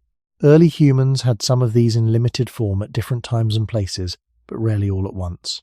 They had bodies that were adaptable, groups that could cooperate, fire that could reshape a small area, and eventually simple shelters that reduced exposure. Yet they still occupied landscapes where large carnivores and other potentially dangerous animals existed, where scents travelled, where movement could be detected, and where a resting body was slower to respond than a waking one. Sleep in such a world could not rest on the assumption of total exemption from threat. It had to occur in the presence of creatures whose nights were not organised around human rest at all. The archaeological record does not allow a complete reconstruction of every encounter between humans and predators, and it would be misleading to pretend otherwise. But it does show that early humans lived in environments shared with carnivores, scavengers, and other animals competing for space, food, or shelter. Caves and rock shelters, for example, were not naturally human spaces. They could be used by different species at different times. Bones, occupation layers, and traces of animal presence in prehistoric sites remind us that favourable places in the landscape were often favourable to more than one kind of life. This alone complicates the image of shelter as safety. A cave might reduce wind and rain, yet it also belonged to a larger ecological world in which humans were not the only claimants. The same is true of open ground. A location may have been chosen because it offered visibility, dryness, or proximity to firewood and resources, but it still existed within routes, scents, and territories that humans did not fully control. That is why the sleeping group mattered so much. A single body at night is vulnerable in obvious ways. A cluster of bodies around a hearth or within a shelter creates a different kind of presence. More ears, more movement, more smell, more potential response. Even if not consciously organized into shifts in every case, group sleeping itself may have reduced some forms of danger simply by making humans harder to approach unnoticed and less isolated within the night. Yet this, too, is not the same as full safety. A group can lower exposure without eliminating it. The deeper truth remains that humans solve the problem of nighttime vulnerability gradually, through social and environmental strategies, not through any natural right to secure sleep. For most of human history, they were not sleeping above the animal world, they were sleeping inside it, and that changes the meaning of rest. Sleep was not merely a pause from activity, it was a temporary lowering of defences in a world still shared with other watchful bodies, other appetites, and other forms of movement that did not stop just because humans needed to close their eyes.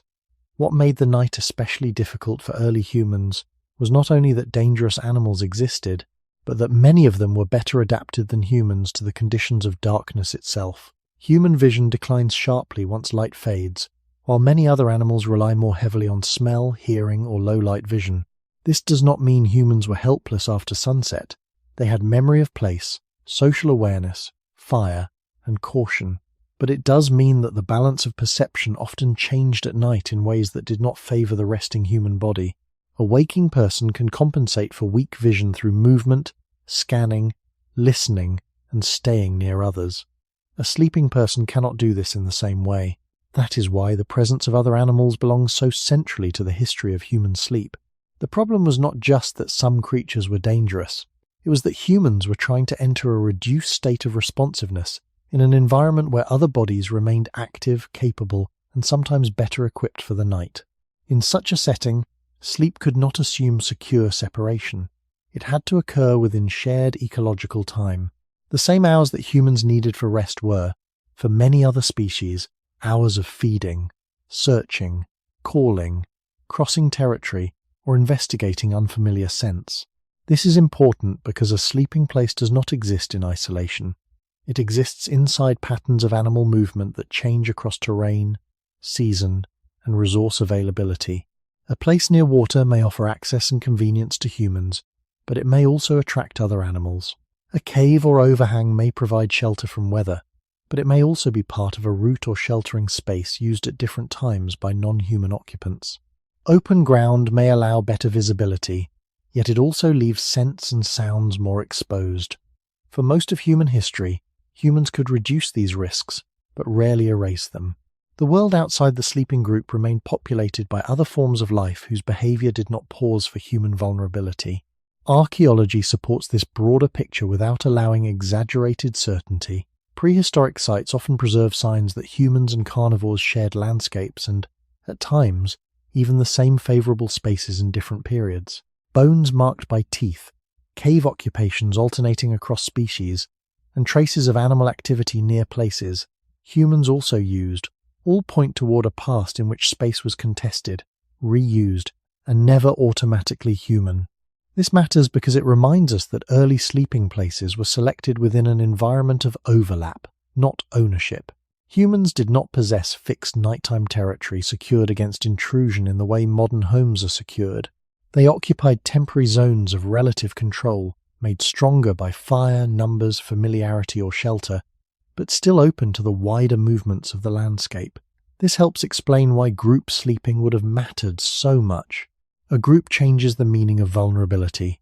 More bodies create more sound, more scent, more chance that one person shifts or wakes, more possibility that a disturbance affecting one sleeper reaches others. Even without assuming formal watch systems in every setting, the simple fact of sleeping together may have provided a stronger defensive presence than any isolated individual could manage. A group can also hold a fire more effectively, occupy space more clearly, and reduce the chance that a single body lies unnoticed in the dark. Yet the value of the group should not be mistaken for immunity. Sleeping together reduces danger by distribution, not by removing it. The night remains shared, and other animals remain part of its structure. This is the deeper point. For most of human history, sleep did not occur in a world where humans stood safely above all nearby threats.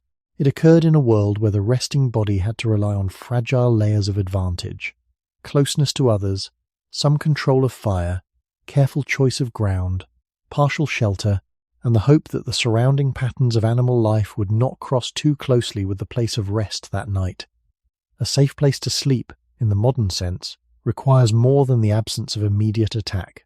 It requires a durable boundary between the sleeper and the living world outside.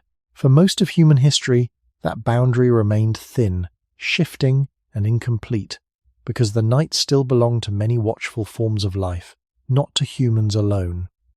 The deepest difficulty was not that humans sometimes faced danger at night, but that they could never fully step outside the living systems that produced that danger. For most of human history, the sleeping body remained visible, audible, and detectable in ways it could not completely control. Human beings could reduce exposure through fire, shelter, and group proximity. Yet these were all partial answers laid over a more basic truth. The night was shared. It belonged not only to people trying to rest, but to animals moving through familiar routes, following scent, searching for food, avoiding rivals, or returning to places that had long mattered to them as well. In that world, sleep could never rest on ownership. A sleeping place was not secured by law, architecture, or a fixed boundary. It was only occupied for the moment, held by presence rather than guaranteed by structure. This changes the meaning of safety in a very important way. A place may feel safer because it is dry, elevated, near a fire, or surrounded by others, yet it still remains part of a larger environment in which humans are only one presence among many. The body trying to sleep there must rely on signals that remain incomplete. It must trust that no larger body will approach too closely, that no territorial route runs beside the camp, that no animal drawn by smell, sound, or warmth will move inward during the night. These are not dramatic thoughts that would need to be consciously held in mind. They are conditions built into the environment itself, shaping how fully the body can afford to release awareness. Sleep in such a world was never simply a private biological event. It was an ecological event, something happening within a network of other lives that continued moving while humans lay still. This may be one reason why the human body appears so responsive to irregular sound, movement, and unfamiliar environments even now. The sleeping mind does not treat all signals equally. It remains more open to novelty, change, and disturbance than would be necessary in a perfectly secure setting. That pattern makes sense if sleep took shape over long periods in conditions where the world outside the body remained active and only partly predictable. The body did not evolve in an environment where rest could assume separation. It evolved in an environment where separation had to be constructed imperfectly each night. Fire could help. Shelter could help. Numbers could help. But none of these dissolved the larger fact that humans were trying to sleep inside a landscape still occupied by other alert, moving organisms. Archaeological evidence cannot tell us exactly how often human sleep was interrupted by nearby animals, and it would be dishonest to pretend otherwise. But it clearly shows that humans lived among carnivores and other wildlife, used overlapping spaces and occupied environments where favourable resting places were not exclusively human domains. That alone is enough to support a careful conclusion. The problem of sleep was never only about comfort or weather. It was also about the impossibility of drawing a fully reliable line between the resting human body and the wider animal world. Over time, humans became better at creating such lines. Walls grew stronger. Settlements became more permanent. Storage, fire control, elevated sleeping surfaces, and enclosed rooms slowly changed the night. But for the vast majority of human history, those solutions either did not exist or existed only in limited, fragile forms. The body still slept near the edge of uncertainty, in a world where not all movement belonged to humans and not all nearby life could be kept outside. That is the real force of this history. Humans were not only vulnerable because they lacked comfort, they were vulnerable because they had not yet fully escaped the biological condition of being an animal at rest among other animals still awake. And until that condition changed, any place to sleep could only be relatively safer, never fully safe in the way modern life now allows many people to imagine. Before humans could build strong walls, they could use something older and more immediate than architecture: each other. In the long span of human history, one of the most reliable reductions in nighttime vulnerability may not have come from materials at all, but from proximity. A single sleeping body on open ground is exposed in obvious ways. It has only two ears, one narrow field of awareness at any given moment, one source of warmth, and one threshold between sleep and waking. A cluster of bodies changes that condition. Even without forming a perfect defense, a group creates density, shared warmth, overlapping sensitivity to sound, and a stronger physical presence within the landscape. This does not mean early human sleep was safe simply because people slept together. It means that before walls could reliably separate the body from the world, social closeness may have done part of that work. The sleeping group could become a living boundary, imperfect but meaningful, where vulnerability was distributed rather than carried alone.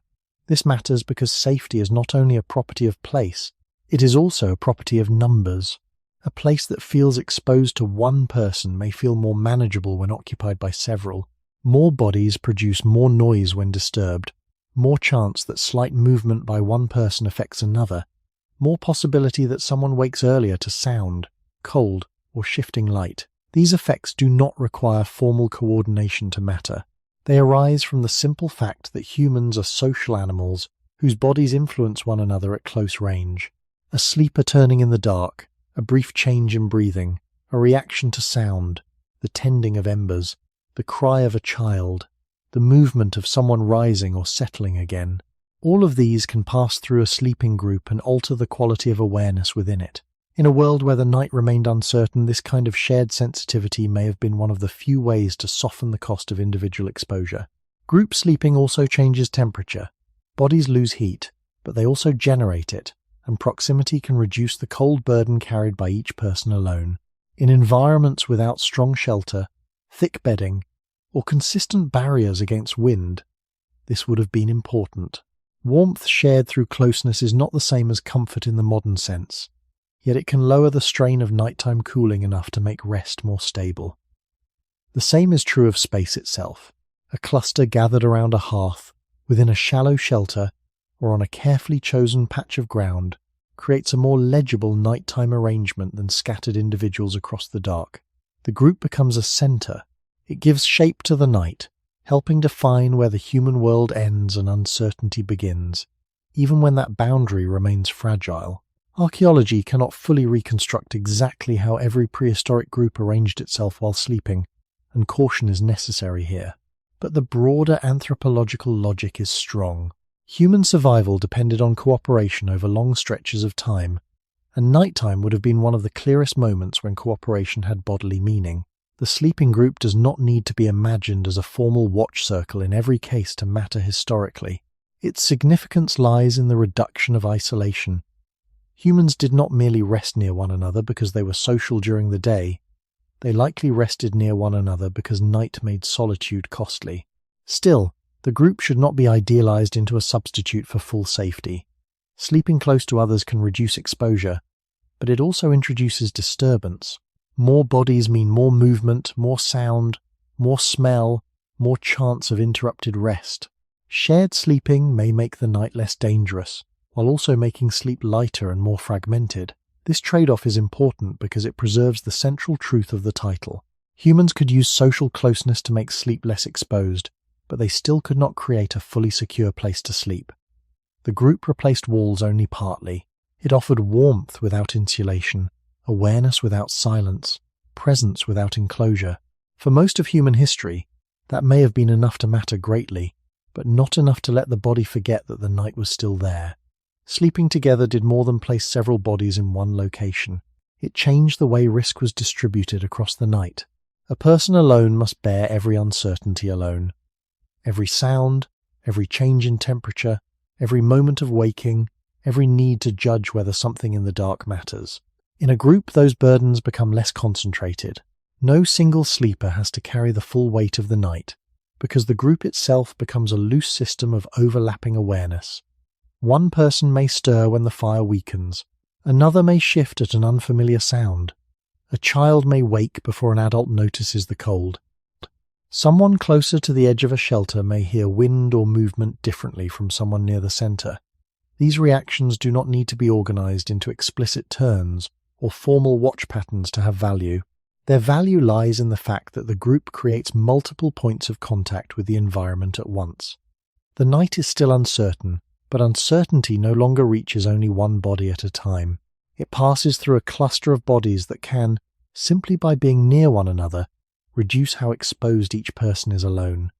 This may help explain why social sleep is such a deep and recurring part of human life. Human beings are not only social in speech, work, or care, they are social in vulnerability. Night reveals this more clearly than day, because sleep lowers the ability of any one individual to monitor the world alone. In the long stretch before secure dwellings and private bedrooms, closeness to others may have been one of the few dependable forms of partial safety available across many environments. The body beside another body is not fully protected, but it is less isolated. Warmth is easier to preserve.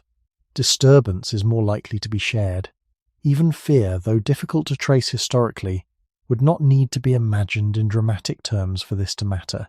A body waking briefly in darkness among others receives different information than a body waking alone. Breathing nearby, small movements, the continued presence of the group, the glow of embers at the center rather than emptiness in every direction, all of these can help anchor the body back into rest. That anchoring is not the same as safety, but it is one of the oldest ways humans likely softened the problem of nighttime exposure. At the same time, group sleeping carried its own limits. Shared sleep is not quiet sleep. The closer bodies are, the more easily one person's discomfort becomes everyone's interruption. A person turning to escape pressure from the ground may disturb another. A cough, a dream movement, the tending of fire, the shifting of children, the adjustment of coverings, the natural restlessness of bodies trying to remain warm or comfortable on imperfect surfaces, all of this can keep sleep lighter. In a fully secure environment, such disturbances might be small inconveniences. In early human settings, they were part of the structure of sleep itself. The group reduced danger by increasing connection, yet that same connection meant sleep was rarely private, still, or uninterrupted. This is why the group should not be romanticized as a perfect substitute for architecture.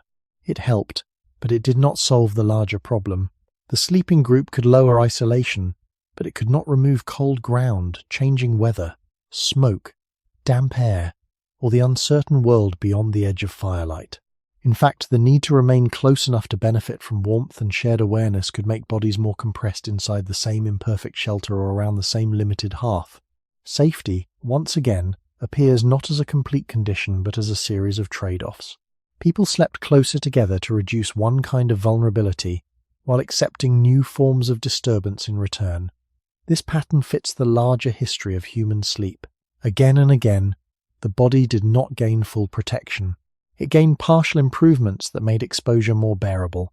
Sleeping in groups was one of the most powerful of those improvements because it used something humans always carried with them, the presence of others. But even this oldest social shelter had clear limits. It could make the night less solitary, less cold, and less uncertain, yet it could not transform the night into a truly safe place to sleep. The group stood in for walls, but only partly, and the body resting within that shared human boundary still remained close enough to the older world to feel it through the entire night. What the sleeping group reveals most clearly is that human beings found partial safety in one, another long before they could build it in wood, stone, or earth. A cluster of bodies around a fire, within a shallow shelter, or on a carefully chosen patch of ground, did not remove the dangers of the night, but it changed how those dangers were felt. Warmth could be shared, sound could be distributed across more ears. A disturbance affecting one person might ripple outward and reach others before it became more serious. The group, in this sense, became a living technology of survival. It created a human center inside an unstable environment, and that center may have been one of the earliest ways sleep became even partly sustainable across long stretches of exposed history. Yet the group also reveals the deeper limit of that solution. Humans could borrow safety from proximity, but they could not fully produce it. A group can lower the cost of vulnerability without erasing vulnerability itself. This is important because it prevents a modern misunderstanding. It is tempting to imagine that once humans gathered closely, kept a fire, and occupied a shelter together, the problem of nighttime exposure had largely been solved. But the body inside such a group still lay on imperfect ground, still reacted to smoke, cold, and changing air, still shared space with restless sleepers, and still remained only a short distance from the larger darkness beyond the group's edge. The human cluster made the night more manageable, but not stable. It replaced solitude with collective fragility. That phrase may be the clearest way to understand the social history of sleep. The body no longer faced the night alone, but the safety it gained was woven from other vulnerable bodies, not from durable barriers. If the fire faded, everyone felt it. If wind pushed through a shelter, everyone adjusted. If the ground remained cold, hard, or damp, closeness could reduce only part of the burden. Even the reassurance of others had limits, because those others were sleeping too, shifting in and out of awareness, needing warmth and space, carrying their own fatigue into the same uncertain night. This helps explain why early human sleep was likely both more social and more interrupted than modern private sleep. The group made rest possible under conditions that might have been much harsher alone, but it did so by binding many people into the same unstable environment rather than separating them from it. Archaeology cannot recover the exact emotional experience of sleeping in such groups, and it should not be forced to say more than it can, but the broader logic remains strong.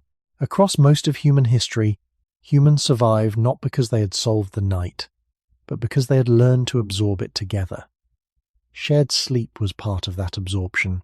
It used social closeness to reduce isolation, distribute awareness, and preserve warmth, all without creating the kind of secure enclosure that later history would slowly provide. In this way, the group stands as both a success and a limit. It shows that humans were never passive before the dangers of sleep. They responded with cooperation, with clustering, with patterned use of fire and shelter, and with the simple but powerful act of refusing to face darkness alone. But it also shows that the absence of a safe place to sleep remained real. Humans could gather, but gathering was not the same as building a stable sleeping world. They could borrow safety from numbers, but numbers could not become walls. Over time, stronger forms of shelter, settlement, and architecture would begin to take over some of the work once done by the sleeping group. Yet for the great majority of human history, the group itself was one of the main barriers between the resting body and the surrounding world. It was warm but not insulated, watchful but not awake, protective but not secure, and that may be the deepest truth carried forward from this long period. Before humans slept inside structures, they slept inside one another's presence, and even that was only enough to make the night less dangerous, never fully safe. For most of human history, sleep was unlikely to unfold as one long, protected descent into stillness. The modern image of an unbroken night of rest depends on conditions that became common only very late: stable shelter, controlled fire, softer surfaces, reduced noise, stronger boundaries, and a greater separation between the sleeping body and the shifting world outside. In earlier settings, even when people found a tolerable place to lie down, the night itself continued to press upon them in ways that made continuity difficult. Cold deepened after sunset. The ground changed how the body felt over time. Sounds rose and fell with no clear pattern. Fire weakened and less tended. Others nearby moved, breathed, coughed, turned, and woke. In such a world, it is reasonable to think of human sleep not as a single smooth block, but as something repeatedly disturbed, adjusted, and resumed. This does not require the claim that prehistoric people everywhere slept in the same way, because the evidence does not allow that kind of certainty. But it does allow a more careful conclusion. The conditions surrounding early human rest were often unstable enough that long, uninterrupted sleep would have been difficult to guarantee. What the body likely achieved instead was enough sleep across the night, gathered through intervals of deeper and lighter rest, rather than a perfectly sealed stretch of unconscious time. This idea fits what is already known about human sleep as a biological process. Sleep naturally cycles through stages. It moves between lighter and deeper forms rather than remaining fixed. Even in modern bedrooms, people often wake briefly without remembering it, shift position, respond to changes in sound or temperature, and return to sleep again. In more exposed environments, such interruptions would not need to be dramatic to become more frequent. A sleeper may have stirred when warmth faded, when pressure from the ground built up, when someone nearby moved, or when an unfamiliar noise passed across the edge of hearing. These brief movements toward wakefulness may not have prevented sleep altogether, but they would have made it less continuous. Over many generations, this would mean that the body did not depend on ideal continuity in order to rest. It learned to restore itself inside a night that was often broken into pieces. This also changes the meaning of nighttime safety. A truly safe place to sleep is not merely a place where the body can fall asleep. It is a place where sleep can remain stable without repeated negotiation. For most of human history, that second condition was much harder to achieve. Falling asleep may have been possible near a fire, within a shelter, among others, or on carefully chosen ground. Remaining asleep in a steady way was another matter. The sleeping body still had to respond to physical discomfort, changing air, fading heat, social movement, and the uncertain world beyond the edge of vision. The result would not necessarily be exhaustion every night, nor does the evidence justify such a sweeping claim. But it does suggest that sleep was often segmented by circumstance, not because humans preferred broken rest, but because the world in which they slept remained difficult to stabilize. Anthropological observations from more recent small-scale societies are sometimes discussed in this context, though they must be used cautiously and not treated as direct windows into the deep past. What they do show, in a broad sense, is that human sleep can be socially shaped, environmentally responsive, and less rigidly enclosed than modern industrial sleep often is. That supports a larger point without proving every detail. Human sleep is flexible, and that flexibility likely mattered because the environments in which it developed were not controlled. If night after night required some degree of waking, resettling, tending fire, adjusting to others, or responding to the body's contact with the ground, then continuity would have been something gained only in fragments. Sleep would still restore, but not by removing the person from the world entirely. It would restore through repeated returns. This is why the long history of human sleep should not be imagined as a lost golden age of natural rest. The deeper pattern may have been much rougher than that. Before secure rooms, before reliable bedding, before strong walls and private bedrooms, the human body may have rested by passing in and out of sleep across a night that never fully stopped touching it. When sleep is repeatedly interrupted, even in small ways, it begins to take on a different rhythm. Instead of one continuous descent followed by a single return to waking, the night becomes a sequence of partial endings and beginnings. The body settles, drifts deeper, then rises slightly in response to a shift, then settles again. These shifts do not always reach full awareness. Many may pass without memory, leaving only a faint sense that rest was lighter or less anchored. In modern environments, such patterns can appear as disturbances. In earlier human settings, they may have been part of how sleep functioned under constraint. This is an important distinction because it suggests that the structure of sleep was not only biological but also environmental. The body carries a system capable of deep rest, but that system does not operate in isolation. It adjusts continuously to what surrounds it. When the surrounding world remains stable, sleep can deepen and remain there longer. When the world continues to change, even slightly, sleep may still occur, but it does so in shorter stretches, repeatedly resumed rather than sustained. For early humans, this pattern would have been shaped by many overlapping influences. The ground might slowly increase discomfort in certain areas of the body, leading to movement. The air might cool enough to bring a sleeper closer to waking. A nearby person might turn, shift, or wake briefly, passing that disturbance outward. The fire might fade, prompting someone to rise and tend it, changing light and heat for everyone. Sounds from beyond the immediate group might enter awareness, not clearly understood but enough to alter the depth of rest. None of these require dramatic interpretation. They are small physical realities that accumulate across hours. When combined, they create a night that resists perfect continuity. This also affects how the body times its deeper stages of sleep. Deep sleep does not occur at a single fixed point. It tends to appear in cycles, especially earlier in the night, and can be shortened or interrupted by external conditions. In a stable setting, these cycles may proceed with fewer disturbances. In a less stable setting, the body may reach depth and then be pulled upward again before remaining there long. Over time, this would not eliminate the benefits of sleep, but it would shape how those benefits are distributed. Restoration would still occur, but in segments rather than in one extended phase. This segmented pattern may help explain certain features of human sleep that remain visible today. People often wake briefly during the night, even in comfortable settings. They may shift position, adjust coverings, or respond to small changes without fully recalling it later. These awakenings are not always signs of dysfunction. They reflect a system that remains capable of re-entering sleep after interruption. That capacity would have been useful in environments where interruption was common. It allowed the body to gather rest across multiple intervals instead of depending entirely on a single uninterrupted stretch. In the long history before stable sleeping environments, this ability to return to sleep may have been as important as the ability to fall asleep in the first place. This brings the question of safety back into focus. A safe place to sleep is not only a place that allows the body to begin resting, it is a place that protects the continuity of that rest.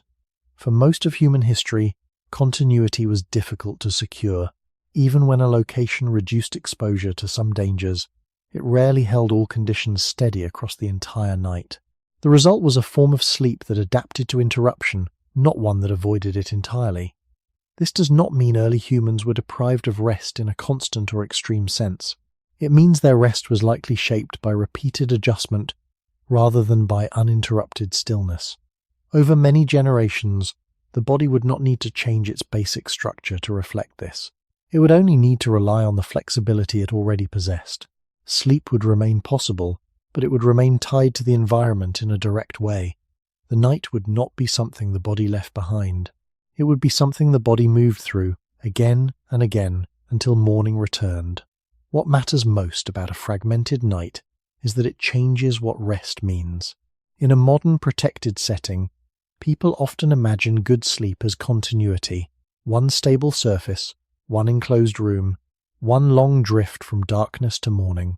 But continuity depends on protection that most humans did not have for most of their history. Without stable shelter, without reliable insulation from the ground, without full control of temperature, noise, and surrounding movement, the body could not always protect sleep as a single unbroken experience. Instead, it had to preserve sleep through repetition.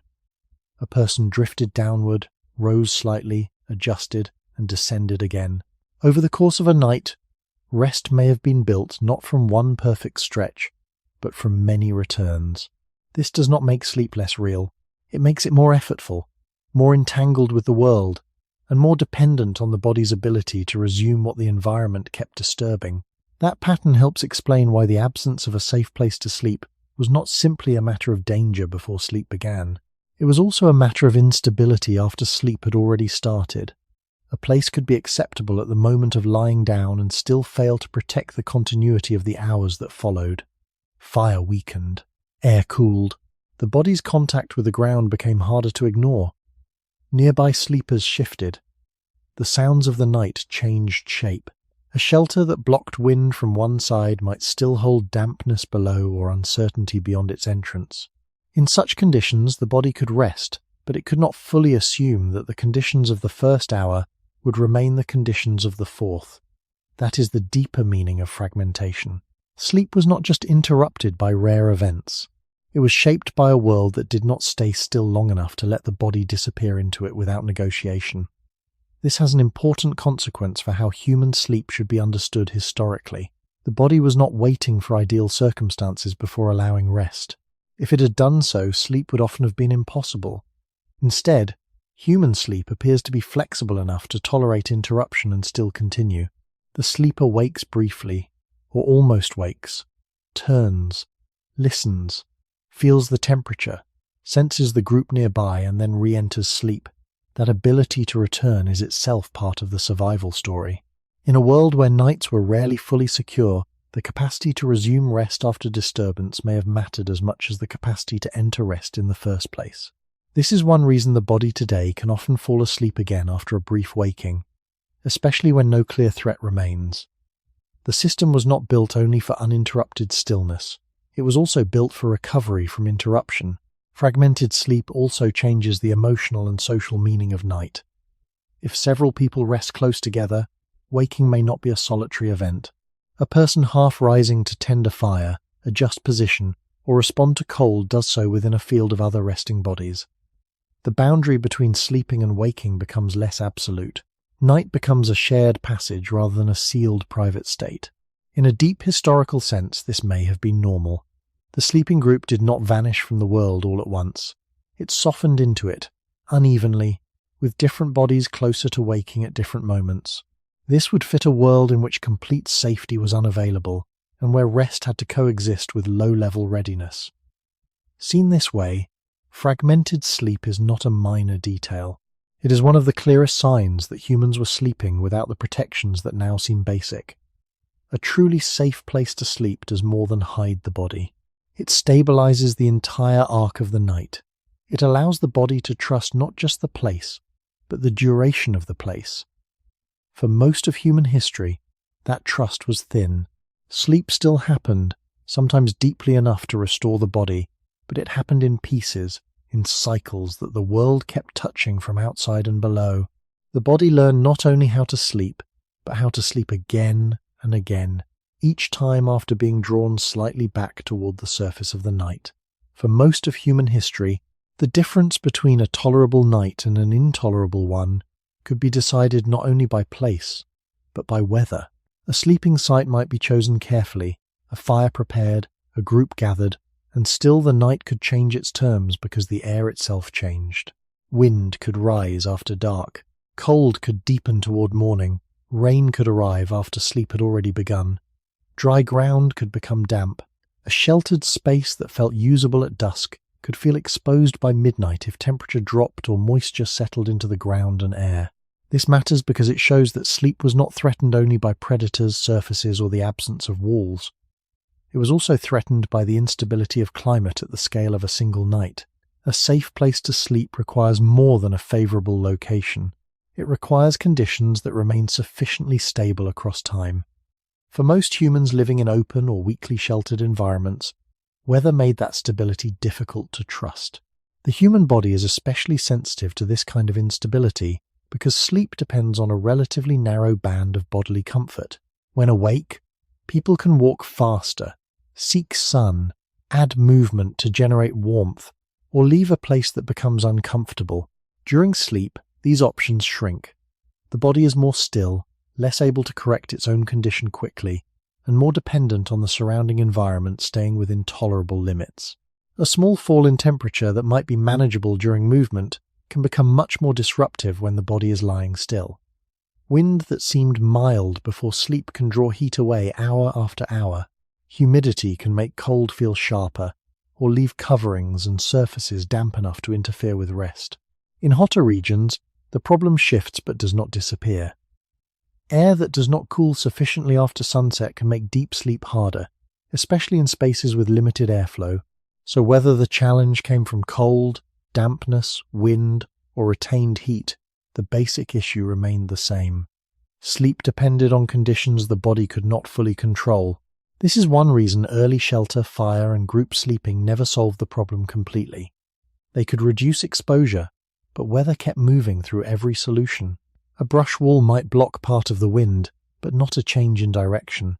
A cave might buffer extreme shifts, yet hold dampness or stale air. A fire could warm nearby bodies, but only while it lasted and only within a limited radius. A cluster of people could preserve heat, but not stop rain or a sudden drop in temperature.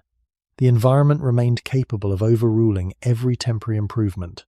Archaeology and paleoclimate research together support a broad truth here, even if they cannot reconstruct every sleeping night in detail. Human populations lived through changing climates, seasonal shifts, and local environmental variation that would have strongly affected rest. Different landscapes offered different burdens, but none offered permanent immunity. In colder places, warmth and dry ground became more difficult to secure. In wetter places, dampness and rot shaped the meaning of shelter. In hotter regions, exposure could shift toward airflow, insects, and the body's difficulty releasing heat. The specific pressure changed, yet the larger pattern stayed constant. Weather kept sleep provisional. This also means that safety was never something humans could simply choose once and keep. It had to be renegotiated repeatedly because climate turns place into a moving target. The sleeping body did not rest inside a fixed world. It rested inside a world that could cool, moisten, heat, or shift around it while it lay still. This is a deeper kind of insecurity than immediate threat. A predator may or may not appear. Weather always remains present. It acts slowly, often silently, and across the whole duration of the night.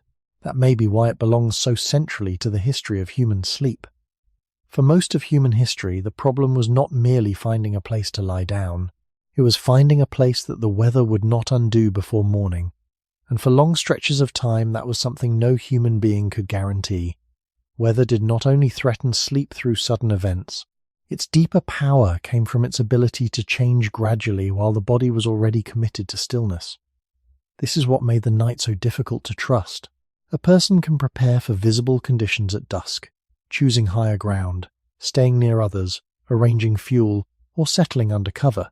But sleep begins before the full shape of the night has revealed itself. Temperature often continues to fall after sunset. Moisture can gather slowly in air, soil, and plant cover. Wind can shift direction once darkness deepens. A space that feels protected in early evening may become exposed later without moving at all. For most of human history, this meant that a sleeping place could not be judged only once. Its true quality unfolded over hours. The body lying there had to absorb that unfolding in real time. This matters because the body at rest is not well suited to constant renegotiation. When awake, discomfort can be met with action. During sleep, action becomes slower, less frequent, and more costly. The body must either wake enough to respond or endure conditions that keep pressing against rest. In colder conditions, this pressure is easy to understand. Heat leaves the body gradually, especially when movement stops and the ground continues drawing warmth away from below. A sleeping group may begin the night in relative comfort, only to wake later when the combined effect of cooling air, fading embers, and damp ground becomes too strong to ignore. In wetter environments, the problem may arrive through saturation rather than cold alone. Moisture held in the ground, trapped under coverings, or condensed inside shelter can make everything heavier, less breathable, and more difficult to tolerate for long hours. In hotter climates, the challenge may take another form. If heat remains trapped after sunset and airflow stays weak, the body struggles to release warmth, and sleep can remain shallow or broken even without obvious danger. The details change from one landscape to another, but the pattern remains the same. Weather makes rest unstable not only by force, but by persistence. It continues working on the body while the body is least able to resist it. This also helps explain why early human solutions to sleep remained incomplete. Fire can oppose cold, but only within a narrow circle and only while tended. Shelter can break wind, but not always keep out dampness or trapped heat. Group sleeping can preserve warmth, but not create dryness. A carefully chosen site can reduce one exposure while leaving another unresolved. Human beings could improve the odds, but they could not freeze the environment in place. Night weather kept moving through every arrangement, testing whether it would still hold by the second half of the night. That is why a safe place to sleep requires more than protection at the moment of lying down. It requires endurance across hours, and endurance was precisely what weak shelters, open ground, and changing climate made difficult to secure. This instability may also have shaped the body's expectations over very long periods of time. If rest repeatedly occurred in environments where conditions could deteriorate after sleep began, then the body would benefit from remaining somewhat responsive to shifts in air, temperature, and moisture. Sleep would not be designed only for silence and stillness. It would need to remain capable of adjustment. That adjustment might mean turning the body, moving closer to others, tending fire, changing position inside shelter, or rising briefly before returning to rest. None of this suggests that early humans never slept deeply. It suggests something more subtle. Deep sleep had to coexist with a world that could withdraw comfort gradually rather than all at once. This is one reason weather belongs at the center of the story. It reveals that the absence of a safe place to sleep was not merely a matter of danger outside the body. It was also a matter of conditions that drifted away from tolerability while the body lay still inside them. For most of human history, no place could be called fully safe if the air, the ground, and the night itself could quietly change their terms before morning. What climate reveals most clearly is that the problem of sleep was never fully solved by choosing the right place once. For most of human history, a place could only be judged provisionally because the night kept changing after the judgment had been made. A sleeping site might seem dry enough before dark, sheltered enough from wind, close enough to warmth, and still become difficult by the deeper hours of the night. The air cooled further. Moisture gathered where none seemed obvious at dusk.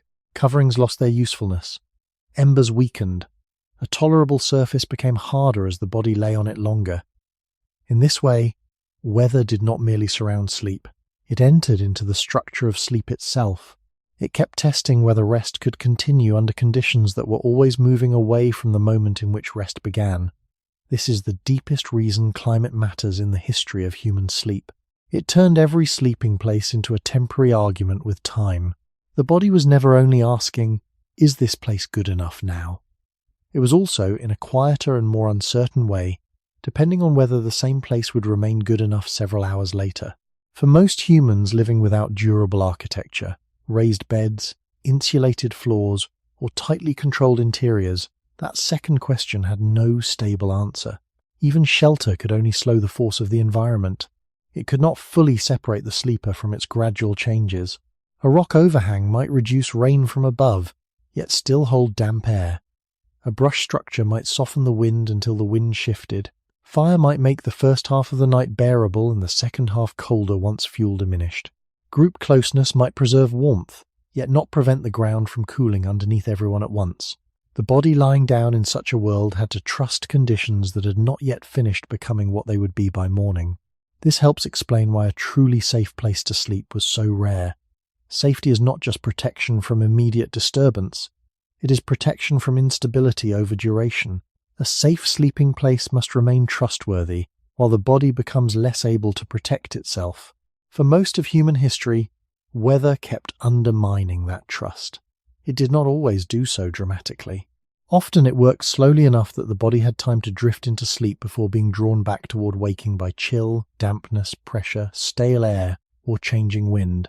The result was not a world where sleep was impossible, but a world where sleep remained conditional. Rest could happen, sometimes deeply enough to restore strength, but it happened under terms the body did not fully control and could not guarantee from night to night. This is why climate should not be treated as background. It was one of the main reasons sleep stayed provisional. Predators might matter on some nights. The ground might matter every night. Weather, in one form or another, was always present. It changed the same place across seasons, across landscapes, and even across the span of a single night. It prevented comfort from staying fixed. It turned security into something temporary, local, and fragile. Over long stretches of time, this would mean that humans did not evolve their habits of sleep in a world of stable rooms, but in a world where the body had to remain capable of adjusting to slow environmental drift. Sleep had to survive not only sudden threat, but gradual deterioration. That may be why even now the body is so responsive to small changes in room temperature, air movement, and the feel of dampness or dryness. These are not trivial preferences. They answer ancient conditions in which such changes could decide whether the body remained asleep or had to begin the work of adaptation again. In the end, climate shows why the title is larger than it first appears. The absence of a safe place to sleep was not simply the absence of walls, it was the absence of stability. For most of human history, even a chosen place, even a sheltered place, even a shared place near fire could still be undone by the slow work of the night air itself. Humans did not fail to find perfect sleeping places because they were careless. They lived for a very long time in a world where the environment would not hold still long enough to provide one.